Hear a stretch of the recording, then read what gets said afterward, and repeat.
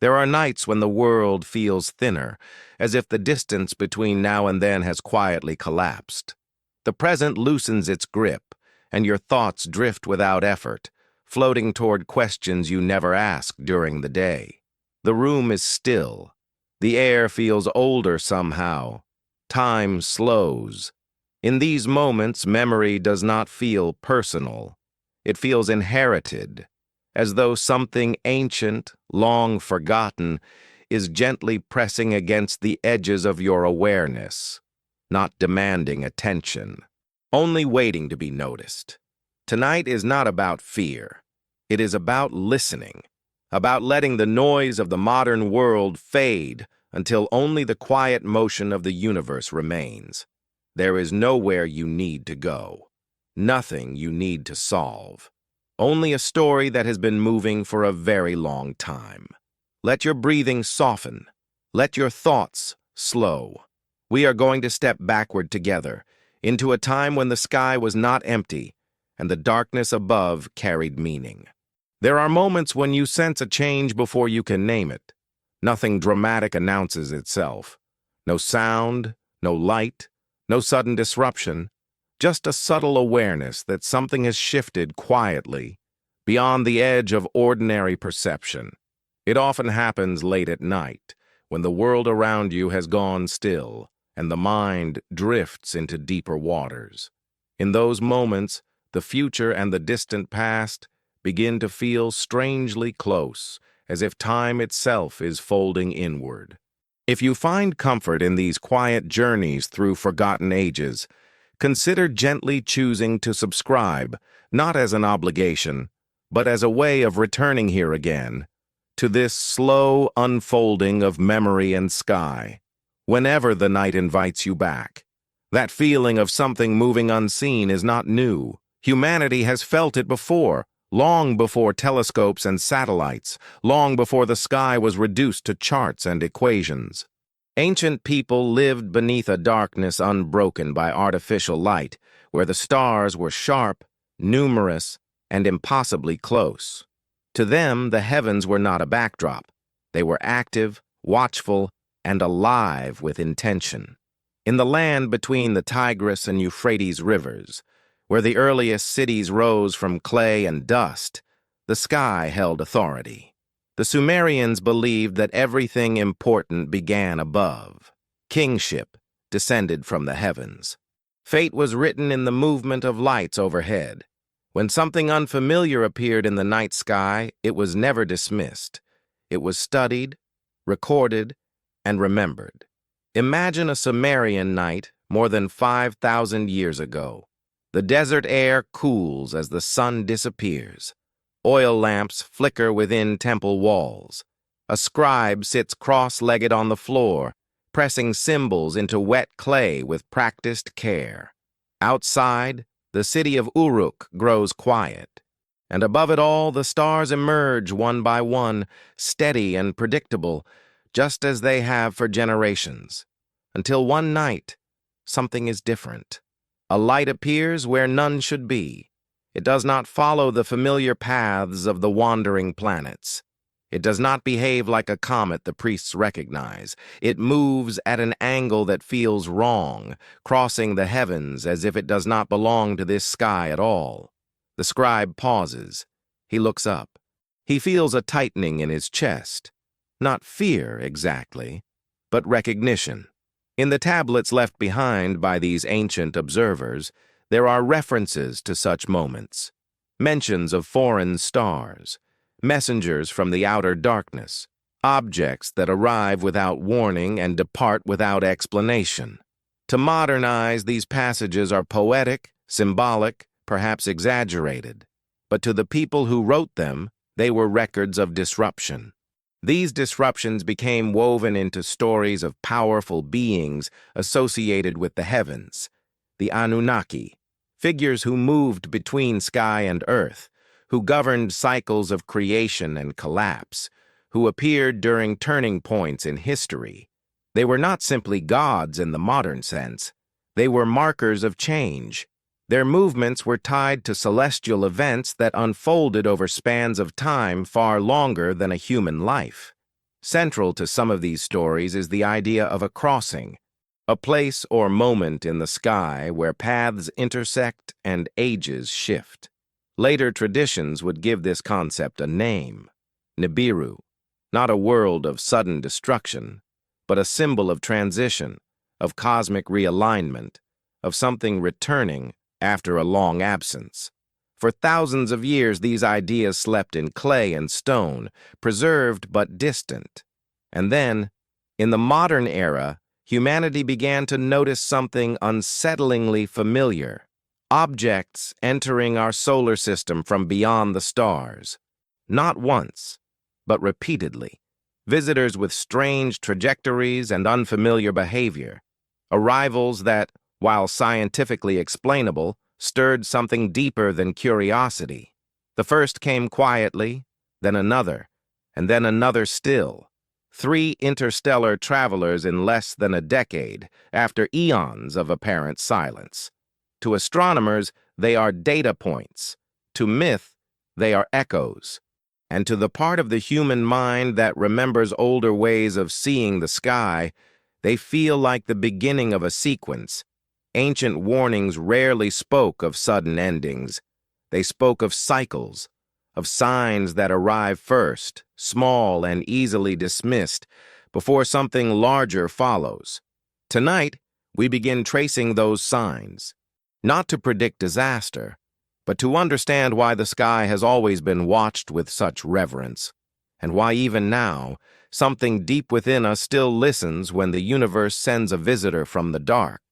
And this is only the first step backward, into a story that began long before memory and may not yet be finished. That sense of a beginning lingers, like the first ripple on still water. Once noticed, it cannot be unseen. The idea that small signs arrive before great shifts was not a superstition to the ancient world. It was an observation, repeated across generations, written carefully into memory and myth. To understand why these early civilizations watched the sky with such intensity, we must slow down even further and step fully into their way of seeing. For the Sumerians, the universe was ordered, but not static. The heavens moved with purpose. Every wandering light had meaning. Every deviation from the expected carried weight. They believed the sky spoke in patterns, not in constant noise, but in rare events. When something unusual appeared, it was because something unusual was unfolding below. The sky did not warn often, but when it did, the warning mattered. Their cities were built in alignment with this belief. Ziggurats rose like artificial mountains, stairways between earth and the divine.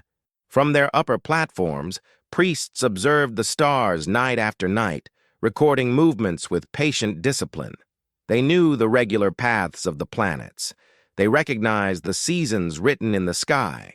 Predictability meant stability. Deviation meant attention. A foreign object entering the heavens was not simply a curiosity. It was a disruption of order. It suggested an influence from beyond the known system, something not bound to the rhythms humanity had learned to trust.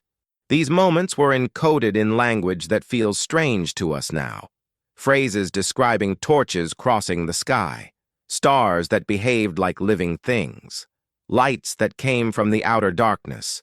The phrase outer darkness appears again and again in ancient texts, not just in Mesopotamia, but across cultures separated by oceans and millennia.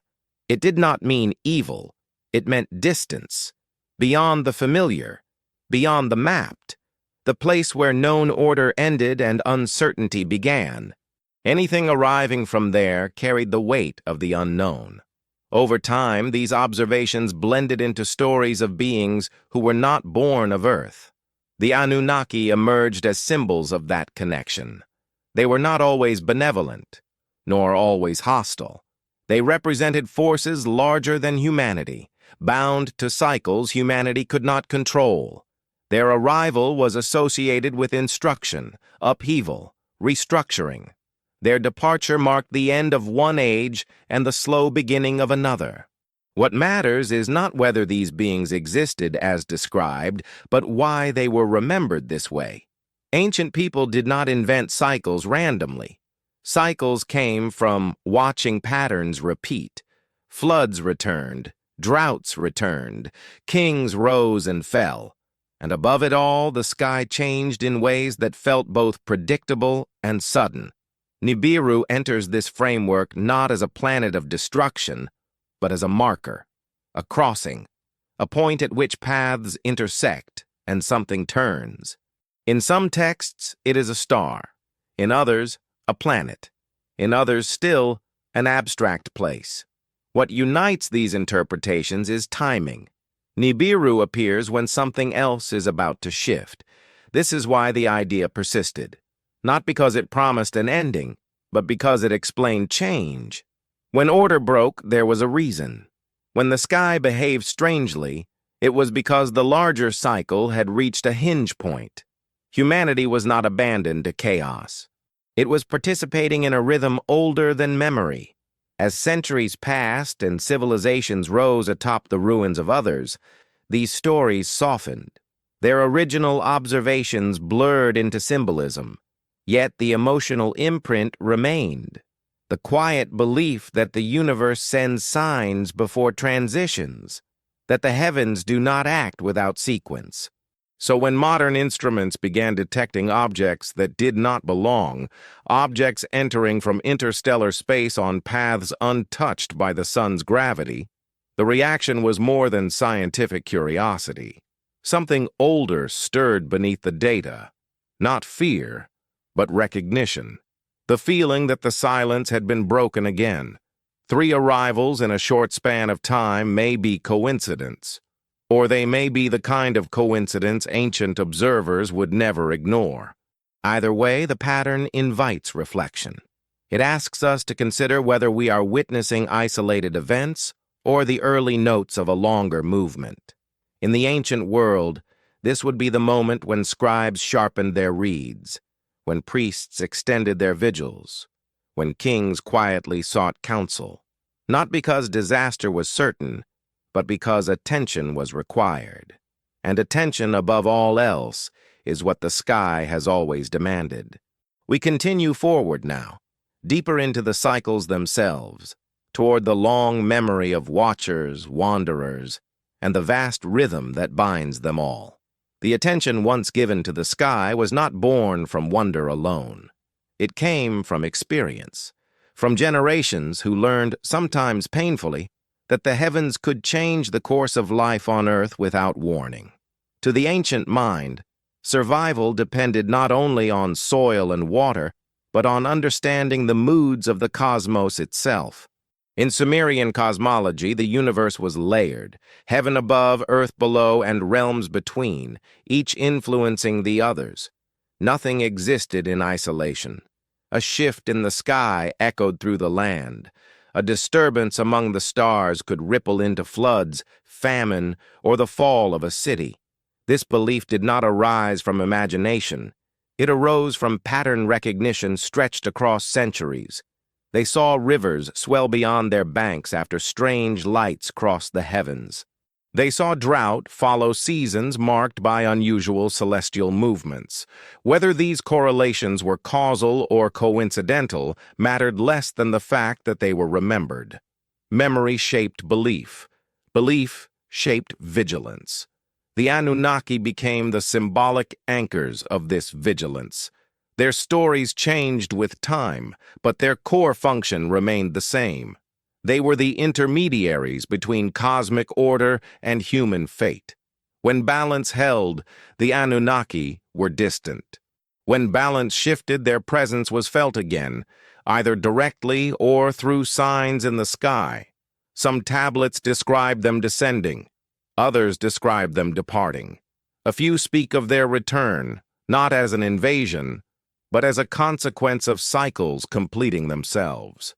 These cycles were never short. They spanned ages, long enough for cities to erode into dust, long enough for languages to vanish, long enough that only myth could carry the memory forward. This is why Nibiru was never treated lightly. It was not a daily object. It was not part of the regular celestial order. It was associated with rare alignments, with crossings that happened so infrequently they existed mostly in inherited knowledge. When Nibiru was spoken of, it was with restraint, as one would speak of something powerful but distant. To the Sumerians, the sky was a clock far larger than human time. Years were small units. Dynasties were moments. Even civilizations were brief expressions of a much longer movement. Nibiru marked the turning of that clock. Not an end, but a pivot. As astronomy advanced in the modern age, much of this symbolic language was set aside. We learned the mechanics of orbits, the physics of gravity, the chemistry of comets. The sky became quieter, more predictable. Yet even now, there are moments when prediction fails, when something appears that does not fit cleanly into existing models. Interstellar objects are among those moments. They arrive without allegiance to our sun. Their paths are not shaped by the long-term structure of the solar system. They are travelers from elsewhere, carrying with them the history of other stars, other systems, other unknowns. Their presence reminds us that our cosmic neighborhood is not sealed. To ancient observers, such objects would have been extraordinary. To modern science, they are rare but expected. Yet rarity itself carries psychological weight.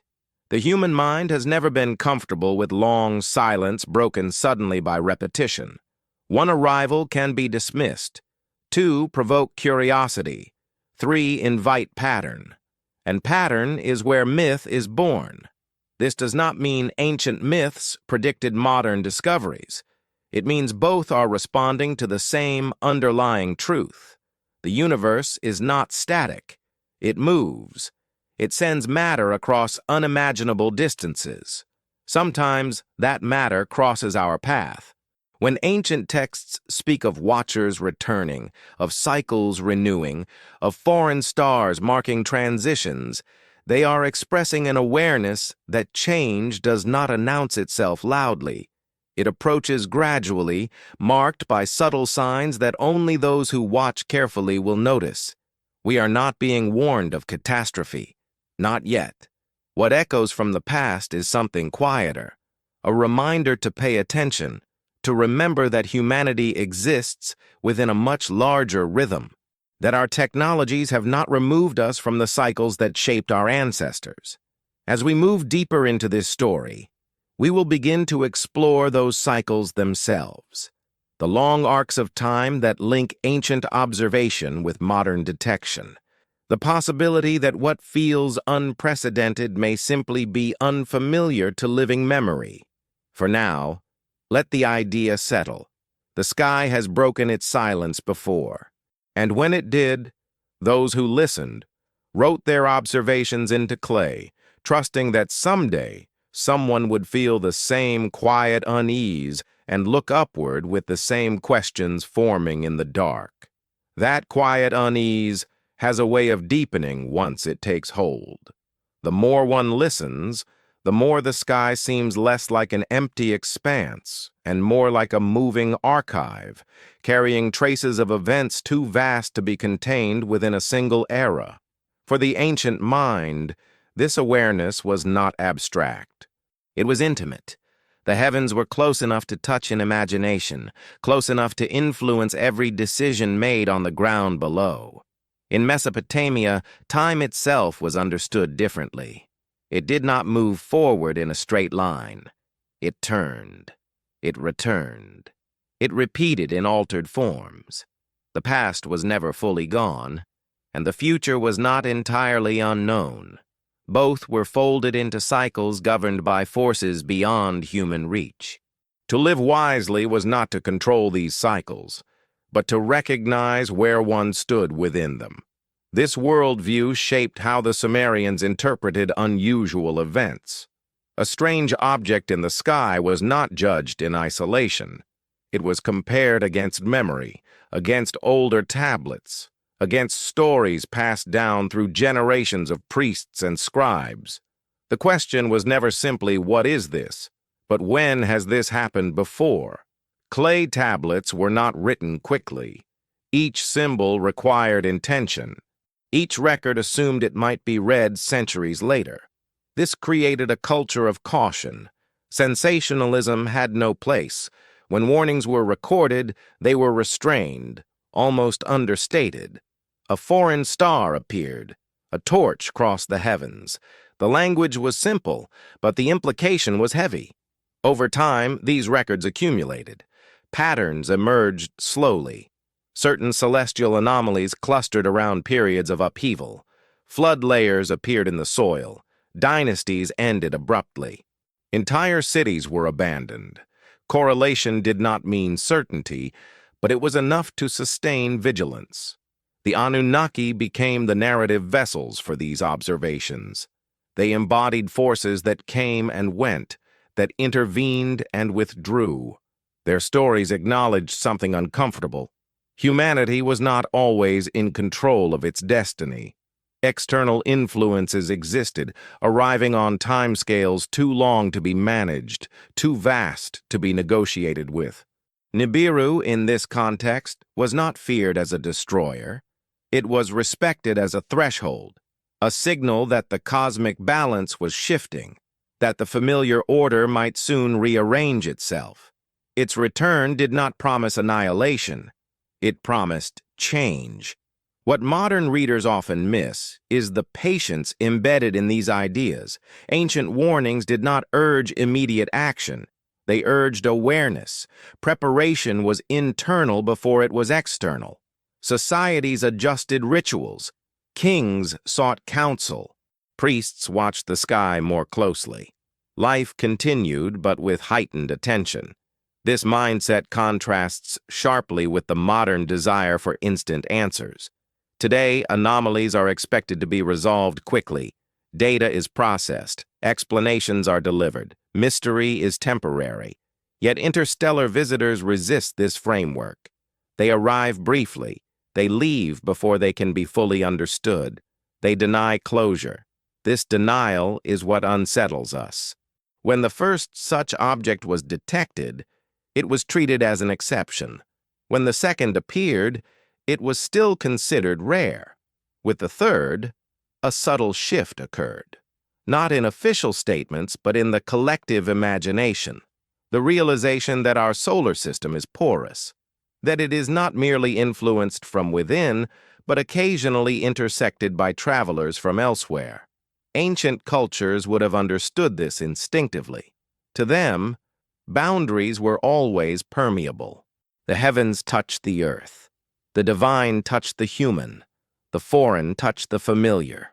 Modern science confirms this in a different language, but the underlying truth remains unchanged. As we continue, we will begin to trace how these ancient cycles were measured, how time was counted not in years, but in ages, how the return of distant influences was expected to unfold gradually, marked by subtle precursors rather than sudden revelation. For now, remain with the feeling rather than the conclusion. The story does not rush. Neither did the ancients. They understood that the most important changes arrive quietly, announced not by catastrophe, but by the breaking of long silence. The breaking of silence is rarely dramatic. It unfolds the way dawn does, almost unnoticed at first, a gradual lightening that only becomes obvious once the night has already begun to loosen its hold. This is how the ancient world understood change, not as a single moment, but as a slow accumulation of signs, each one subtle enough to be dismissed on its own, yet unmistakable when seen together. To the Sumerians, silence in the sky was as meaningful as motion. Long periods of predictability were signs of balance. The stars held their positions. The planets followed their courses. Seasons arrived when expected. This stability allowed civilization to flourish. Fields were planted with confidence. Temples expanded. Laws were written. Memory felt secure. But silence, when broken, demanded interpretation. An unfamiliar object did not merely appear. It intruded. It violated expectation, and expectation in the ancient world was sacred. The heavens were assumed to be ordered. When that order shifted, even slightly, it implied that something beyond human awareness had entered the equation. This is why rare celestial events were never treated as isolated. They were contextualized within a much larger framework of time. Priests consulted older tablets. They compared descriptions. They looked for echoes of the present in the distant past. The goal was not prediction, but placement, to locate the present moment within the grand cycle. These cycles were not measured in decades or even centuries. They were measured in ages, vast intervals during which humanity itself transformed. Language changed, gods were renamed, cities rose where others had fallen. And through it all, the sky remained the one constant reference point, quietly marking the passage of deep time. The Anunnaki fit into this structure as enduring figures. They were not bound to a single city or dynasty. Their stories survived because they were adaptable. They represented continuity across rupture. When one age ended and another began, the Anunnaki were said to withdraw, only to return when conditions aligned once more. This return was never framed as immediate. It was described as distant, slow, unfolding over generations. The signs came first: strange lights, foreign stars, anomalies that unsettled but did not yet overwhelm. Only later would the larger shift become undeniable. In modern terms, this resembles a system approaching transition. Small disturbances increase in frequency, outliers appear, patterns begin to deviate from the norm. Nothing has collapsed, but stability feels less absolute. The system has not failed, but it is no longer silent. Interstellar objects embody this idea perfectly. They do not announce themselves loudly. They arrive unexpectedly, pass briefly through our awareness, and depart before conclusions can be finalized. Each one leaves behind questions rather than answers. Each one expands the boundaries of what we consider normal. The ancient mind would have recognized this phase. It would have named it, not as a crisis, but as a threshold, a time when attention must sharpen, when memory must be consulted, when humility becomes essential. This humility is often missing from modern interpretations. We are trained to dominate uncertainty, to resolve it quickly. Yet some uncertainties resist resolution by design. They are meant to be lived with, not solved. Ancient myths understood this. They were not blueprints. They were companions for navigating the unknown. As we move further into this narrative, we will begin to explore how these cycles were believed to culminate. Not in destruction alone, but in reordering. How floods, resets, and renewals were understood as necessary corrections rather than punishments. How survival depended not on avoidance, but on adaptation. For now, the silence has been broken, but nothing has yet arrived. We are still in the early phase, the listening phase, the moment when awareness expands before action becomes possible. This is where ancient stories linger longest, in the space between the first sign and the larger turning that follows. The space between the first sign and the larger turning was considered sacred. It was a pause granted by the cosmos itself, a narrow window in which observation could still influence outcome. Ancient cultures did not believe they could stop great cycles, but they believed they could meet them wisely. Awareness, in their view, was a form of preparation. Within this pause, the role of the watcher became essential. Sumerian society elevated those who observed the sky not because they claimed divine power, but because they understood patterns others could not yet see. These watchers lived in a state of extended attention, trained to notice the smallest deviation. Their patience was legendary. Nights blended into years, years blended into lifetimes. The sky rewarded only those willing to wait. Their records reveal a deep respect for gradual change. Sudden catastrophes were rarely emphasized. Instead, tablets speak of sequences, of omens that repeated softly before intensifying, of signs that grew clearer only in hindsight. This suggests that the most important warnings were not meant to alarm, but to orient. The Anunnaki, in this context, were not invaders. They were indicators. Their presence in myth coincided with moments when humanity crossed from one mode of existence into another. The rise of agriculture, the formation of cities, the restructuring of kingship, the aftermath of great floods. These were not random transformations. They were thresholds. Nibiru, as a concept, belonged to this same language of thresholds.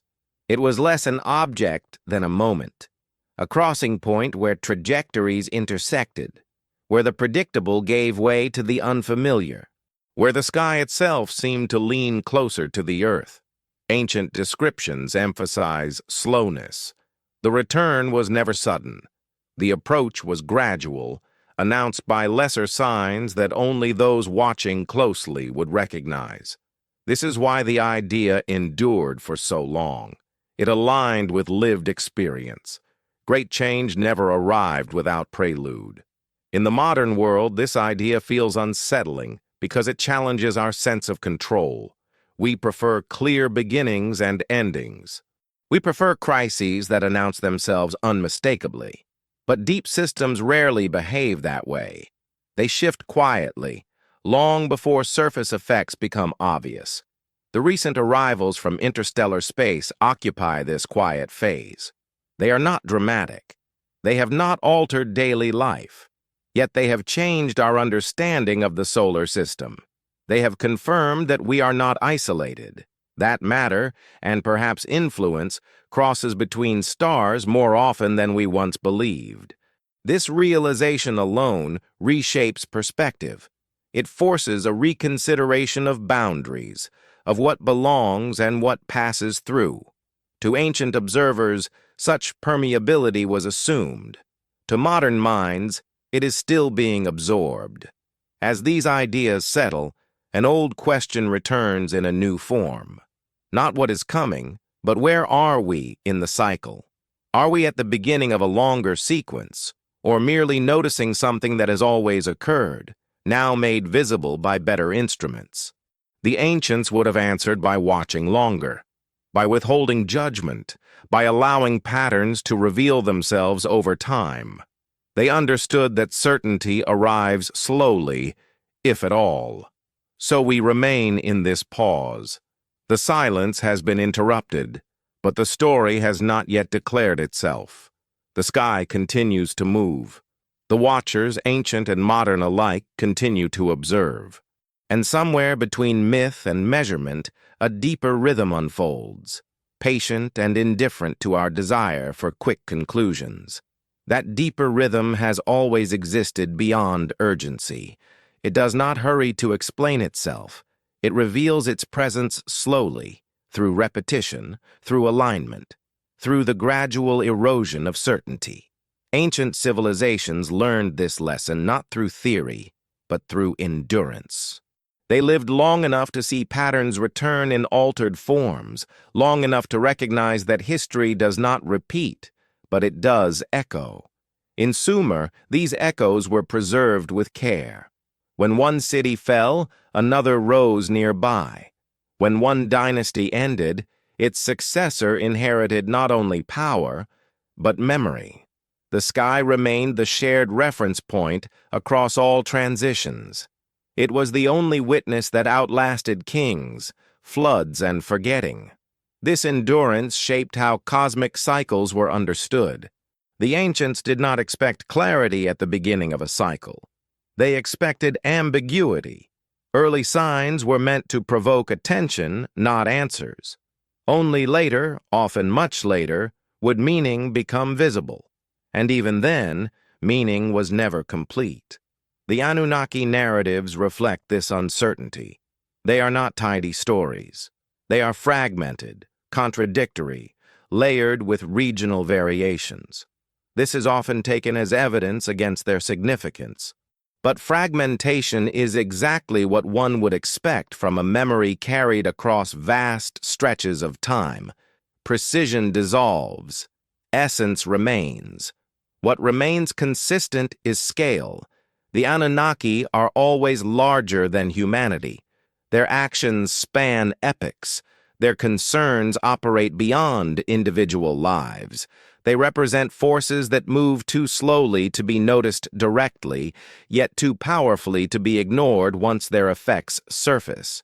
Nibiru belongs to this scale as well. It is never central in daily life. It appears only at moments when something larger is already in motion. It does not initiate change. It marks it.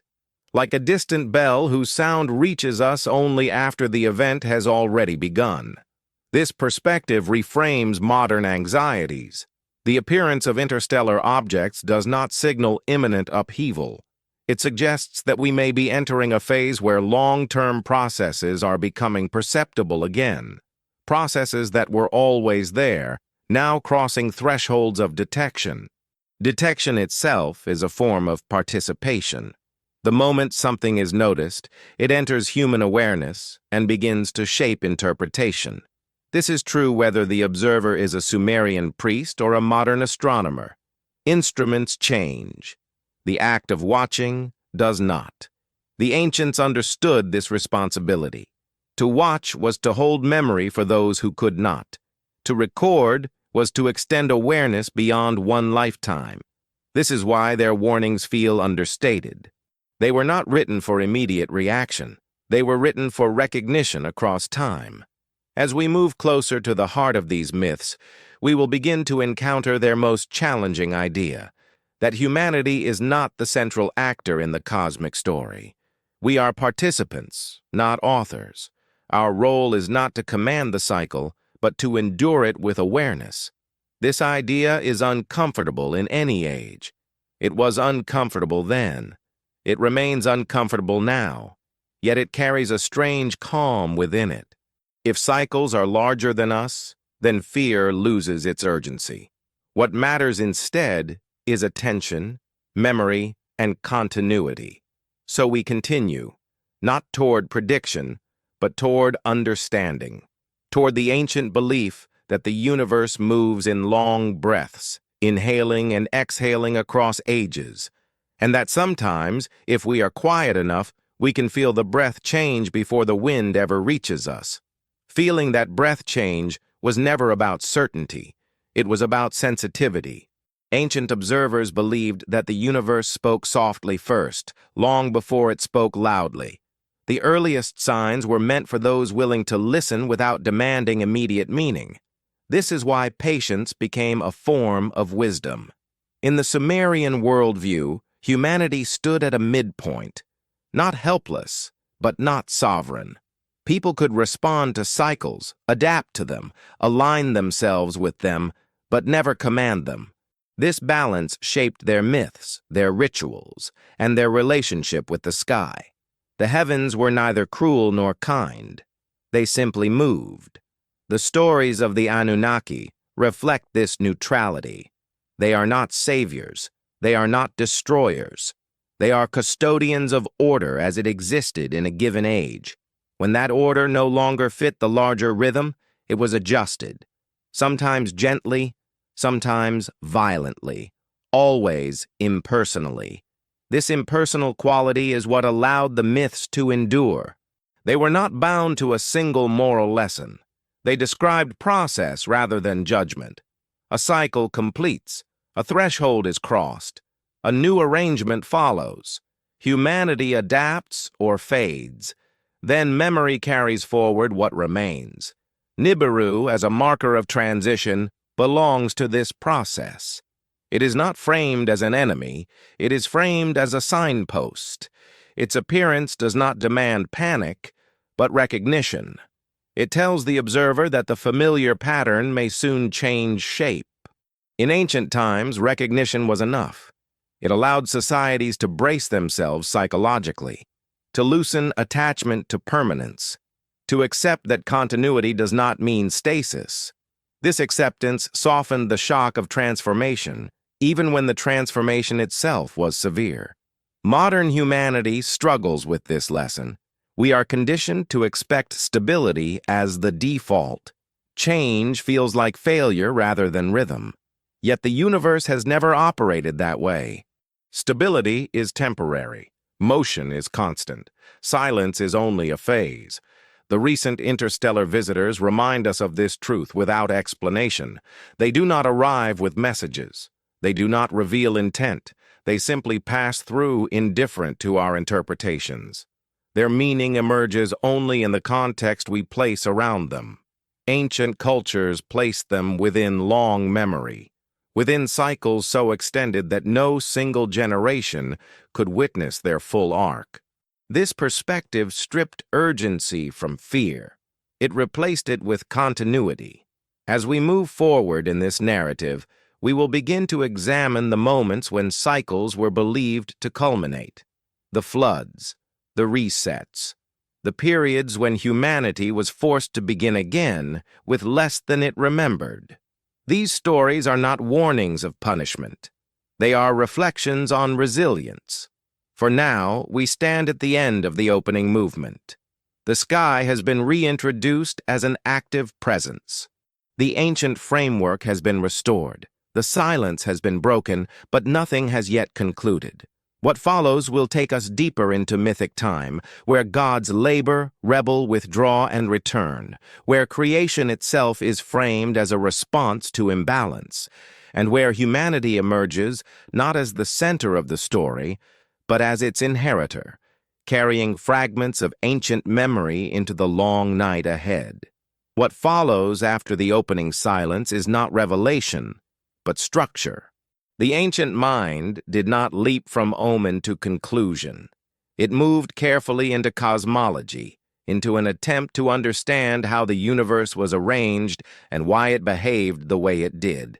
Before there could be warnings, there had to be order. Before cycles could turn, there had to be a framework in which turning made sense. In the earliest Sumerian worldview, existence itself was layered and hierarchical. Above all was the vastness of the heavens, not empty space, but a realm dense with authority and motion. Below it lay the world of humans, fragile and brief, yet capable of memory. Beneath that were deeper realms, places of return and dissolution. Each layer influenced the others. Nothing acted alone. The gods of this system were not distant abstractions. They were administrators of function. Each force in nature, each celestial movement, each transition between states had a governing intelligence associated with it. Storms were not random. Fertility was not accidental. Even destruction had purpose within the larger balance. The Anunnaki occupied a particular position within this structure. They were not the highest beings nor the lowest. They were intermediaries, executors of cosmic order. Their domain was not limited to one realm. They moved between sky, earth, and underworld, ensuring that the larger design remained coherent across all levels. This mobility is what linked them so strongly to celestial motion. To ancient observers, anything that moved between realms must also move between stars. The Anunnaki were therefore associated with wandering, with descent and ascent, with appearances that were temporary but significant. They were present during foundational moments, then absent for long stretches of time. In these myths, creation itself is not a single act. It is a process. The universe is adjusted repeatedly as imbalances arise. Labor must be redistributed. Authority must be renegotiated. Order must be restored when it drifts too far toward chaos. These stories mirror what ancient societies experienced on Earth, scaled up to a cosmic level. Within this context, humanity emerges not as a favored creation, but as a solution, a response to strain within the system. Humans are formed to bear burdens, to maintain cycles, to keep the machinery of civilization functioning. This is not a flattering origin, but it is an honest one. It reflects a worldview in which existence is collaborative, not centered on human comfort. What matters is not the literal truth of these stories, but what they reveal about perception. The ancients saw the universe as a living system under pressure. When pressure built, something changed. When change occurred, it rippled downward, reshaping the human world. Celestial signs were therefore read as indicators of systemic stress. A strange object in the sky was not isolated. It suggested that something, somewhere in the larger structure, was adjusting. The sign did not cause the change. It revealed it. As we move deeper into these myths, the narrative will grow darker and more complex. Conflict will emerge among the gods themselves. Labor will be resisted. Authority will fracture. These tensions are not myths of fantasy. They are reflections of how ancient people understood imbalance, whether in society, nature, or the heavens. For now, the structure is set. The universe is ordered but not static. It requires maintenance. It responds to strain. And when that strain reaches a certain threshold, even the gods must act, setting in motion cycles whose consequences echo far beyond their origin. That strain, once introduced into the cosmic order, never resolves quickly. Ancient myths linger on it, returning again and again to the idea that even the divine realm is subject to pressure. Harmony is not permanent. Balance must be sustained through effort, and effort eventually gives way to exhaustion. This was not seen as a flaw in the universe, but as its defining condition. In the earliest layers of Sumerian myth, the gods themselves are burdened by labor. The cosmos requires upkeep. The land must be irrigated. The cycles of fertility must be maintained. The boundaries between realms must be guarded. These responsibilities fall not on humanity at first, but on lesser divine beings, figures who toil endlessly to preserve order. Over time, resentment grows among them. The labor becomes unbearable. The strain that once held the system together begins to pull it apart. This tension culminates in rebellion, a moment when the existing structure can no longer sustain itself. The universe, as imagined by the ancients, reaches a point of fatigue. It is here that the Anunnaki step forward more clearly. They are not merely observers. They are enforcers of resolution. When the system falters, they intervene, not to restore the past exactly as it was, but to reconfigure it into a form that can endure a little longer. Their decisions are pragmatic, not compassionate. Humanity emerges from this moment of crisis, created to absorb strain that the divine order can no longer bear. Humans are woven into the fabric of the cosmos as stabilizers. This is why ancient texts often describe humanity as both elevated and burdened. We are important, but not central, necessary, but not privileged. This origin story casts a long shadow. It suggests that human existence is tied directly to imbalance. We exist because something else failed. Our role is not accidental. It is functional. And function, in ancient thought, always carried obligation. The sky reflects this relationship. Celestial cycles mirror social ones. When labor is redistributed, when authority shifts, the heavens respond with signs. The movement of stars becomes a language describing changes that cannot be seen directly. To read the sky is to read the state of the system. In this framework, rare celestial visitors take on a particular significance. They are not random debris. They are messengers of transition. Not because they cause upheaval, but because their appearance coincides with moments when the underlying structure is already adjusting. This is why ancient warnings focus less on fear and more on recognition. The danger was never the object itself. The danger was misunderstanding the phase of the cycle one was living through. To misread the signs was to cling to a form of order that could no longer be sustained. As we continue, the myths will move toward their most dramatic turning point. A moment when imbalance grows so great that correction becomes unavoidable. A moment remembered not as punishment, but as reset. A clearing of the field so something new could take root. But before that moment arrives, there is always escalation. The signs grow more frequent. The tension becomes harder to ignore. The watchers record more anomalies. The silence gives way to murmurs. And somewhere within that growing murmur, ancient memory insists that humanity has stood here before, poised between endurance and renewal, waiting for the larger cycle to reveal its next movement. That waiting is never passive.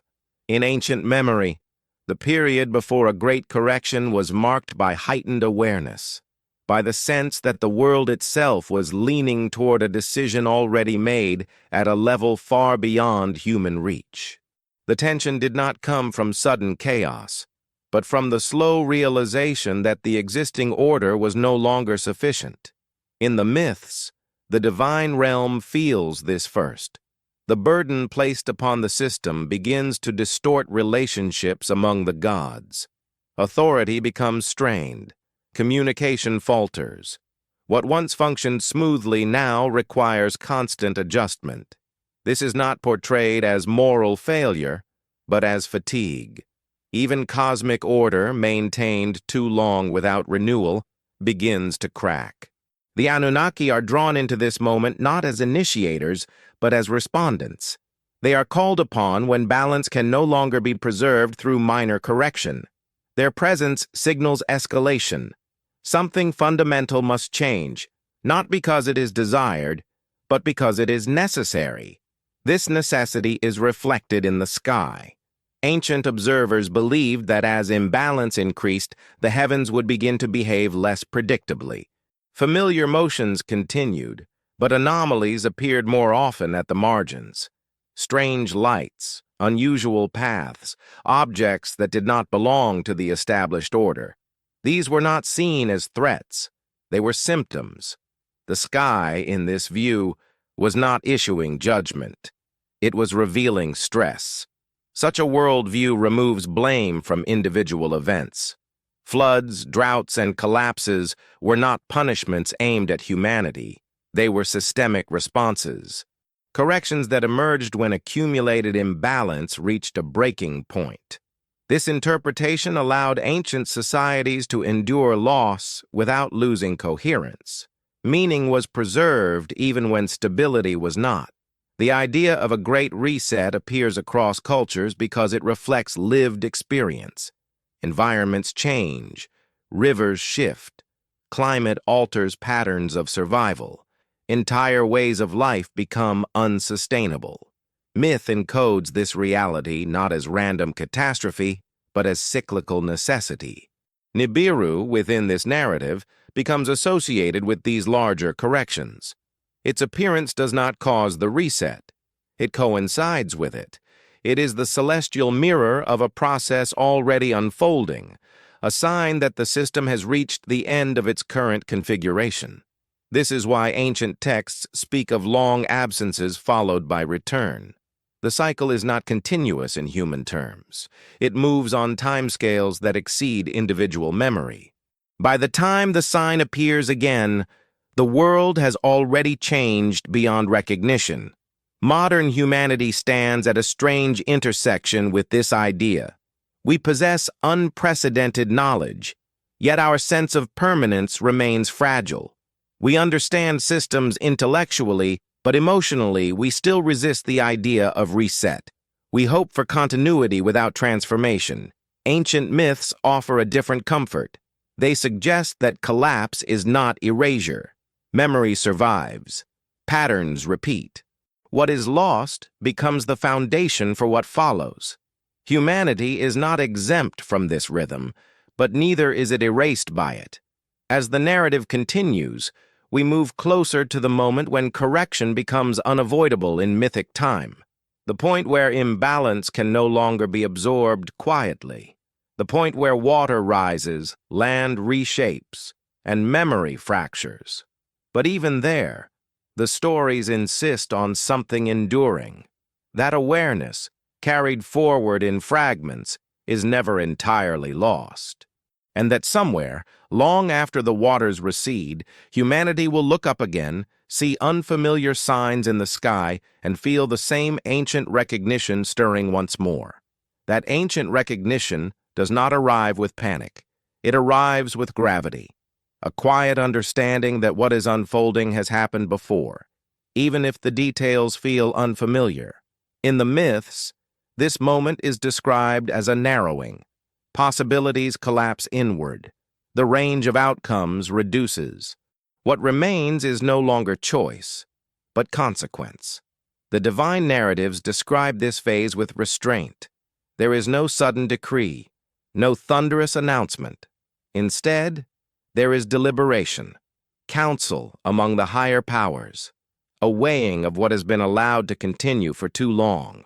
The language is careful, almost somber. Correction is not taken lightly, even by those who govern the cycle. This suggests something important. The reset is not a reaction to a single failure. It is the culmination of accumulated imbalance. Small deviations tolerated over long periods eventually align into a pattern that can no longer be sustained. The system does not break. It reconfigures. In the human world, this reconfiguration is experienced as catastrophe. In mythic time, it is experienced as necessity. Floods appear not as punishments, but as mechanisms. Water erases boundaries. It dissolves structures that have become rigid. It returns the world to a more fluid state where new forms can emerge. The Anunnaki are present at this threshold, not as destroyers, but as overseers. Their role is to ensure continuity through transformation. Something must survive. Knowledge must persist, even if it does so imperfectly. Total erasure would defeat the purpose of correction. This is why ancient flood stories always include preservation. A vessel, a refuge, a remnant. Someone remembers. Someone carries forward the outline of what was, even as the details are lost. Memory becomes fragmented, but not extinguished. The sky mirrors this fragmentation. After a great correction, the heavens are said to appear altered. Familiar patterns return slowly. New reference points are established. The watchers begin again, rebuilding understanding from observation rather than inheritance.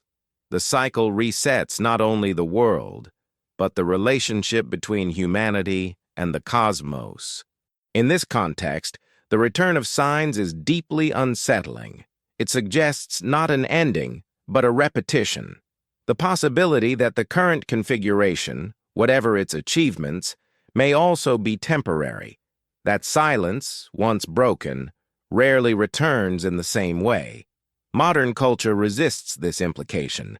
We frame floods and collapses as anomalies, not expressions of deeper rhythm. We search for blame, not pattern. Yet ancient myths offer a quieter interpretation. They invite us to see upheaval as part of a long continuum, not as an interruption of progress. As we move forward, the narrative will begin to examine how memory survives these resets, how fragments of older worlds resurface in new myths, how the names change, but the structure of the story remains, how humanity, again and again, finds itself rebuilding beneath the same sky, guided by echoes it barely understands. For now, let the image settle, a world reshaped, a silence restored, but altered. And beneath that silence, the slow preparation for another cycle, already waiting far beyond the limits of immediate memory. That altered silence carries a different weight. It is not the calm of innocence, but the stillness that follows upheaval. In the myths, this period is described as a forgetting, not an erasure of all knowledge, but a thinning of it. What survives does so unevenly, carried by a few, misunderstood by many, reshaped by necessity. Civilizations begin again with fragments. Words without full context, rituals whose original meaning has faded, stories told not as records but as symbols. This is how deep time moves. Precision dissolves, essence endures. Humanity rebuilds not from clarity, but from instinct. The Anunnaki recede during these phases. Their presence is no longer immediate. The world must stabilize on its own terms. Order must re-emerge from human effort, even if that effort is guided by inherited memory rather than direct instruction. This withdrawal is not abandonment. It is part of the cycle. Intervention ends so adaptation can begin. The sky, too, seems quieter after correction. Familiar patterns slowly reassert themselves. The stars return to their expected places. The wandering lights resume their paths. The heavens appear to settle, offering reassurance that balance has been restored, at least for now. But beneath that reassurance lies awareness. The watchers remember that silence is temporary. They know the sky does not remain still forever. They record what they can, aware that their records may one day be all that survives of their understanding. This is how myth becomes layered. Each generation inherits not a complete picture, but a palimpsest. Older meanings show through faintly beneath newer interpretations. The Anunnaki become gods, then ancestors, then symbols. Nibiru becomes a star, then a crossing, then an abstract idea of transition. The language shifts, but the underlying concern remains unchanged. The concern is timing.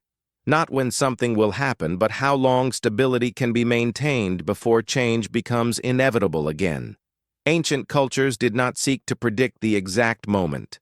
They sought to remain attentive so they would not be surprised when the first signs appeared. This attentiveness shaped their relationship with the heavens for millennia. Even as myths evolved, the practice of watching endured. Astronomy and astrology were once inseparable because both served the same function. They were tools for orientation within a larger rhythm. Modern science has refined the tools, but the function persists. We still watch. We still record anomalies. We still search for patterns in data that stretches beyond human scale. The language has changed. The instinct has not. As we continue, the narrative will begin to bridge ancient memory with modern observation more directly. We will examine how contemporary discoveries echo old frameworks, not because the ancients predicted them, but because both are responses to the same vast system. For now, remain in this quiet aftermath, a world rebuilt, a sky restored to apparent order. And beneath it all, the slow accumulation of imbalance beginning once more, invisible at first, but already moving toward another turning of the cycle. That slow accumulation begins invisibly. In the myths, imbalance never announces itself at birth. It grows quietly within systems that appear stable on the surface. Rivers flow as expected. Seasons return on time. Cities prosper. Yet beneath this continuity, subtle pressures build, shaped by forces too gradual to be felt in daily life. Ancient cultures understood this intuitively. They believed that balance was not a fixed state, but a condition that required constant renewal. When renewal was delayed or misunderstood, stagnation followed. Stagnation hardened structures. Hardened structures resisted change, and resistance over time created strain. This idea appears again and again in early cosmology. The gods do not fail because they are weak. They fail because they maintain order for too long without allowing transformation. The universe, like any living system, demands movement. When movement slows excessively, correction becomes inevitable. Human societies mirrored this pattern. Periods of prosperity encouraged permanence. Laws were codified. Hierarchies became rigid. Traditions hardened into doctrine. These developments brought stability, but they also reduced flexibility. Ancient myths do not condemn this. They simply observe it. The sky remained the reference point against which these changes were measured. When celestial cycles aligned smoothly with human calendars, it reinforced the illusion of permanence. When anomalies appeared, they disrupted that illusion, not violently, but persistently, a reminder that stability was conditional. In these periods, the role of the watcher became more introspective. The task was no longer to anticipate catastrophe, but to assess resilience. How adaptable was the system? How much strain could it absorb before reconfiguration became unavoidable? These were not questions with clear answers, but they guided interpretation. The Anunnaki, distant during these phases, remained present in memory as a caution. Their stories reminded humanity that intervention came only after adaptation failed. The gods did not rush to correct imbalance. They allowed it to test the limits of the system first. Nibiru's symbolic presence persisted in this same way. It was not watched for continuously. It was remembered, a placeholder for future transition, a concept that held the idea of return without specifying form or time. Its power lay in what it represented, not in constant observation. Modern thought often struggles with this kind of abstraction. We prefer concrete timelines and defined mechanisms. Ancient cultures were more comfortable with uncertainty. They accepted that some processes unfolded beyond prediction. Their task was not to control these processes, but to remain aligned with them. As the narrative continues, this tension between permanence and adaptability will deepen. We will see how civilizations that forgot the cyclical nature of order became vulnerable to sudden correction, and how those that preserved humility before the cosmos endured longer, even through upheaval. For now, hold on to the idea of invisible accumulation, of balance that appears intact while quietly shifting beneath the surface. The sky remains calm, the stars hold their places, yet the cycle continues its slow turn, patient, unhurried, and indifferent to whether it is noticed at all. That indifference is perhaps the most difficult truth ancient myths ask us to accept. The universe does not adjust itself for comfort. It does not accelerate or slow its rhythms to match human expectation. It moves according to pressures and balances that exist regardless of who is watching. Recognition does not grant control, it grants orientation. In the later phases of a cycle, ancient texts describe a subtle shift in atmosphere rather than event. The world feels heavier. Traditions that once provided clarity begin to feel hollow. Institutions persist, but their meaning thins. People continue their lives, yet something essential feels out of alignment. This is not collapse, it is prelude. The myths do not dramatize this stage. They describe it almost clinically. A time when signs increase but remain ambiguous, when interpretation becomes contested. Some deny that anything has changed. Others insist something has always been wrong. The sky reflects this ambiguity. Patterns still hold, but anomalies no longer feel isolated. This is where watchers disagree. In Sumerian tradition, this disagreement is significant. It marks the transition from observation to interpretation. When signs are rare, their meaning feels clear. When signs multiply, meaning fragments, different schools of thought emerge. Different readings of the same sky coexist. Unity gives way to debate. The Anunnaki are said to observe these moments closely, not because disagreement is dangerous, but because it reveals strain within collective perception. When a society can no longer agree on what the signs mean, its ability to respond cohesively weakens. This is not punishment. It is consequence. The sky does not change to confuse humanity. Humanity becomes confused because the cycle has moved beyond familiar reference points. Old interpretations no longer fit perfectly. New ones have not yet stabilized. This in-between state is uncomfortable, but it is also creative. It allows for adaptation if humility remains intact. Nibiru's symbolic role becomes more pronounced here.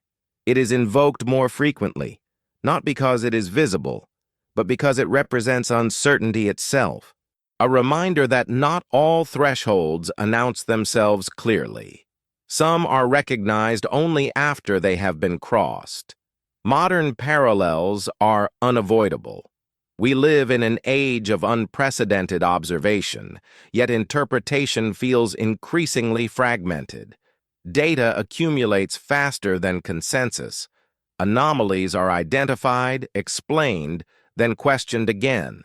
Certainty recedes even as information expands.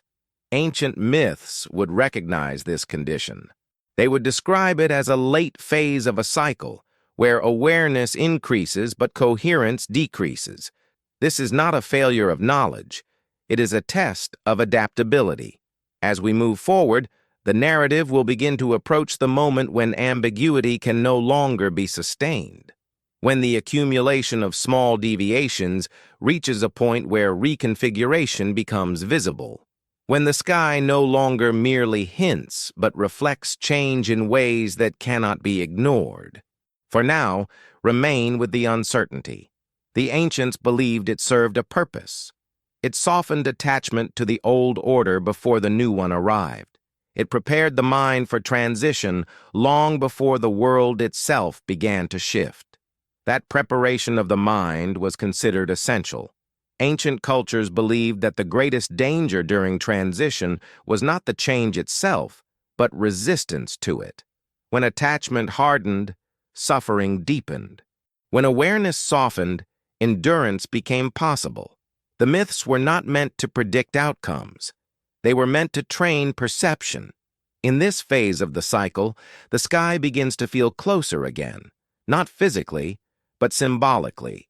Celestial events take on renewed psychological weight. People notice the heavens more often, not because they are different, but because attention has shifted. What was once background becomes foreground. The act of watching resumes its older importance. Sumerian texts describe this return to the sky as a remembering, a collective instinct resurfacing after long dormancy. The watchers step forward again, not as authorities, but as witnesses.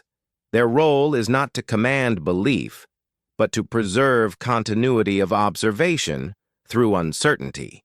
This is also when myth and measurement overlap most closely. Ancient observers did not separate the two. Measurement without meaning was incomplete. Meaning without measurement was unstable. Together, they formed a framework capable of holding ambiguity without collapse. The Anunnaki, distant yet present in memory, become symbols of this overlap. They represent forces that cannot be fully known, only inferred through effect. Their absence is as meaningful as their presence. When they are silent, the system is within tolerance.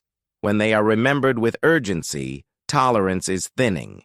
In this stage, cycles accelerate perceptually, not because time moves faster, but because changes accumulate more visibly. Small anomalies cluster.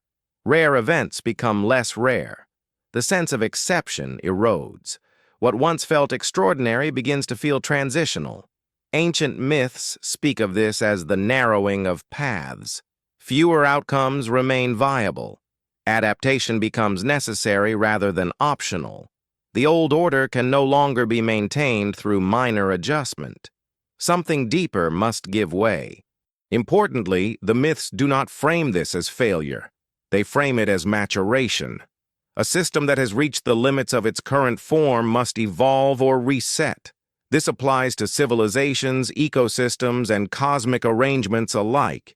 Modern observers often interpret increased anomaly as crisis. Ancient observers interpreted it as signal density, more information compressed into a shorter span, a message becoming harder to ignore, not because it is louder, but because it repeats. As we move onward, we approach the threshold where myth describes decisive action at the cosmic level. Not sudden, but irrevocable. A point where deliberation ends and process begins, where the cycle moves from warning to execution. But before that moment, there is always this stretch of heightened awareness, a final opportunity to align perception with reality, to let go of permanence, to remember that continuity does not require sameness. The sky remains calm enough to be mistaken for stability. Yet those who have watched longest know the difference. They recognize the feeling, the quiet tightening, the sense that the world is preparing to turn, whether humanity is ready or not. That recognition carries a particular stillness. It is the moment just before inevitability becomes visible, when the future feels suspended, neither threatening nor reassuring. Ancient myths linger here longer than anywhere else, as if acknowledging that this pause is where understanding has the greatest chance to deepen. In Sumerian cosmology, this stage is marked by restraint. The gods do not rush. They observe the system as it stands, measuring how much strain remains tolerable. Intervention is not triggered by alarm, but by threshold. When that threshold is crossed, action follows naturally, without anger or hesitation. This is where modern interpretations often falter. We look for intent, for motive, for moral judgment. The ancient view was colder and, paradoxically, more compassionate.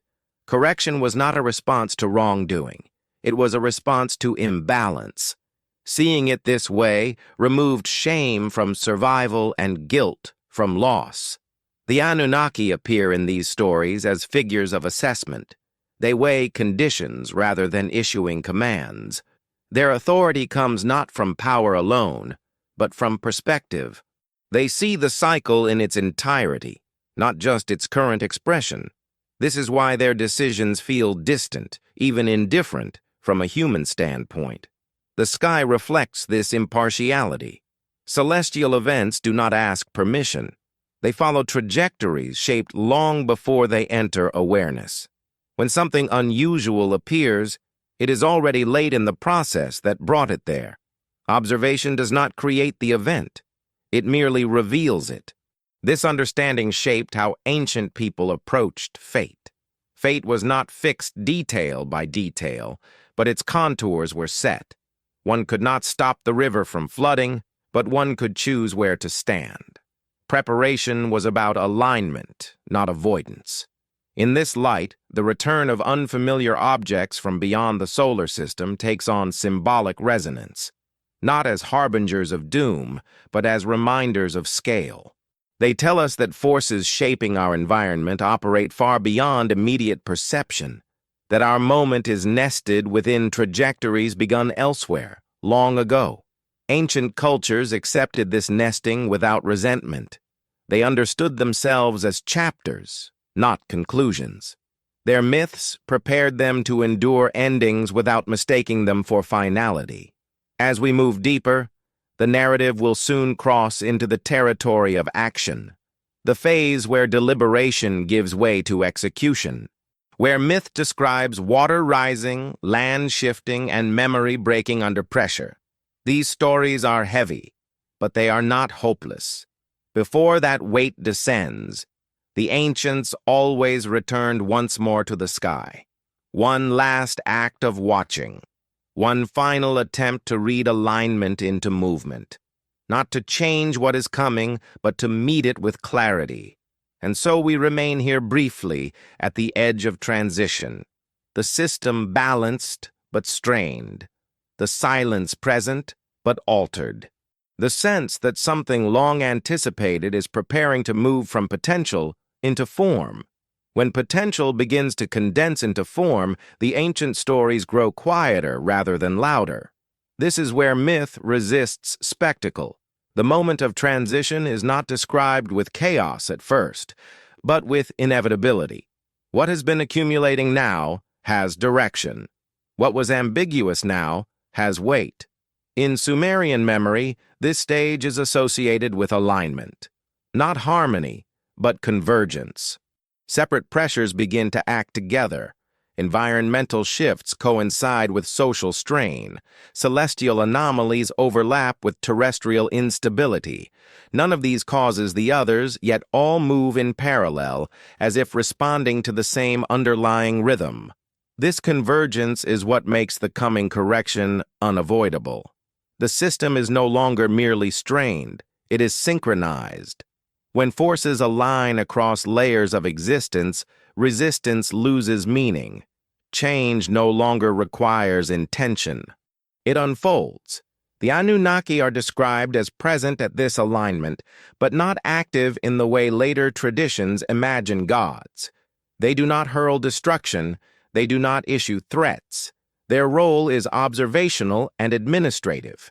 They acknowledge that the threshold has been crossed and that the next phase must proceed.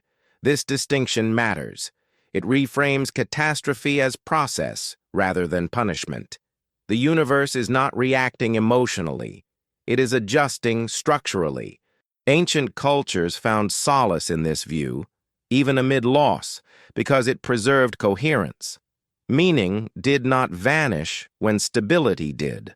The sky, during this phase, is said to reflect convergence through unusual density of signs. Not necessarily dramatic events, but a clustering of anomalies.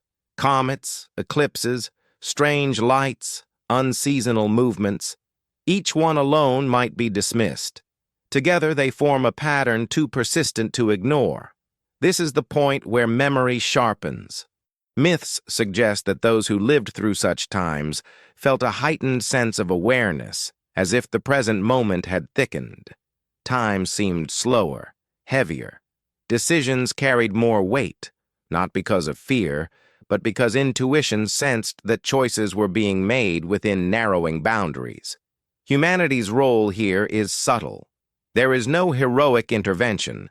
Survival depends on adaptability, on the ability to release attachment to forms that no longer serve. Ancient texts praise not strength, but flexibility. Those who endured were those who moved with change rather than against it. As the narrative advances, the myths will soon describe the correction itself. Water, wind, earth, and silence reshaping the world's surface. But even as that imagery approaches, the emphasis remains on continuity. Something always passes through. Someone always remembers. For now, we stand at the last moment before action. The convergence is complete. The system has acknowledged itself. The sky has spoken as clearly as it ever will, not through declaration, but through alignment. What comes next is not a surprise. It is the natural continuation of a cycle that has been turning long before it entered human awareness and will continue long after memory reshapes itself once again. When continuation replaces surprise, the ancient stories take on a different texture. There is no shock in what follows, only gravity. The cycle moves forward because it must, not because it is willed. In this moment, myth strips away drama and leaves only motion. The texts describe the beginning of correction not as destruction, but as release.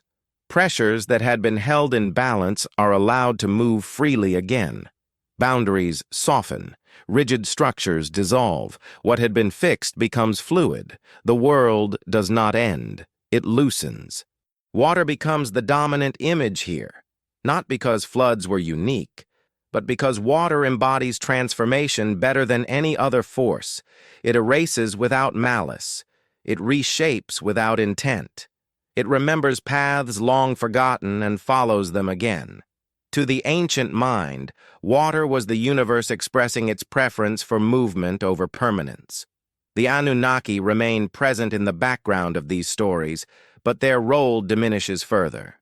Once the process begins, it no longer requires oversight. The system knows how to correct itself. The gods do not intervene to stop the flow, nor do they accelerate it. They allow it to unfold according to the rhythm already set. This surrender is central to the mythic lesson. Even the highest forces do not resist the cycle. Resistance is portrayed as the true source of suffering, not change itself. Those who cling are overwhelmed. Those who yield are carried forward, altered, but alive. Human memory records this phase as disorientation. Landmarks disappear. Familiar references vanish. The relationship between sky and earth feels broken, not because the sky has changed, but because the ground beneath certainty has shifted. In these moments, observation gives way to endurance, yet even here continuity persists. The stories insist on preservation amid dissolution. Something is saved not because it is chosen, but because it remains flexible enough to pass through. Knowledge survives in fragments. Practices endure in altered forms. Memory compresses itself into symbols. This compression is why myths after correction feel dreamlike. They are not linear records. They are impressions, feelings, echoes of a world that no longer exists in its original form. Precision is lost, but orientation remains. Humanity knows it has passed through something immense, even if it cannot fully articulate what it was. As the waters recede in these narratives, silence returns again, heavier than before. The sky resumes its familiar patterns. The stars reclaim their places. The wandering lights retreat into predictability. To an observer born after the correction, the world appears stable once more. But stability now carries memory within it. The survivors and their descendants look upward with a different awareness. They know silence can break. They know patterns can change. They watch, not with fear, but with respect. As we continue, we will move into the aftermath, the slow rebuilding, the reemergence of order from fluidity, and the quiet replanting of ancient ideas into new soil, where they will wait patiently for another cycle to turn. That return of silence is never empty. It is filled with what has passed through it. Ancient myths describe the aftermath of correction as a fragile calm, one that feels earned rather than given. The world does not snap back into its previous shape. It settles into a new arrangement, quieter, simpler, stripped of excess. Survivors move cautiously at first. The land feels unfamiliar even when it is recognizable. Rivers follow altered paths. Coastlines shift. What once served as reference points no longer exist. Orientation must be rebuilt slowly, through observation and memory rather than assumption. This is where humanity's relationship with the sky is renewed. After correction, the heavens become the most reliable constant once again. The stars offer reassurance through repetition. Night after night, their steady presence confirms that order still exists, even if its expression has changed. Watching resumes, not as warning, but as grounding. The myths emphasize this return to basics. Agriculture restarts with humility. Settlements grow smaller before they grow complex. Authority becomes cautious. The lessons of excess are still close enough to influence behavior. This restraint does not last forever, but it shapes the early phase of the new cycle. The Anunnaki are largely absent from these rebuilding narratives. Their work is complete for now. Balance has been restored within tolerance. The system can sustain itself again without intervention. Humanity is left to navigate the world with the tools it has retained. Memory during this phase is precious and unstable. Stories are told carefully, but details shift with each telling. What was once direct experience becomes inherited knowledge. Over generations, memory transforms into myth. The correction itself becomes symbolic, its causes abstracted, its sequence simplified. Yet certain themes persist: water as renewal, silence as warning, the sky as witness. These elements reappear across cultures because they reflect experiences repeated in different places and times. Myth becomes a shared language for continuity across rupture. As stability increases, confidence returns. Cities grow. Trade expands. Knowledge accumulates. The cycle begins anew, quietly, almost invisibly. The memory of correction recedes, not because it is forgotten entirely, but because it no longer feels urgent. This is the danger and the necessity of renewal.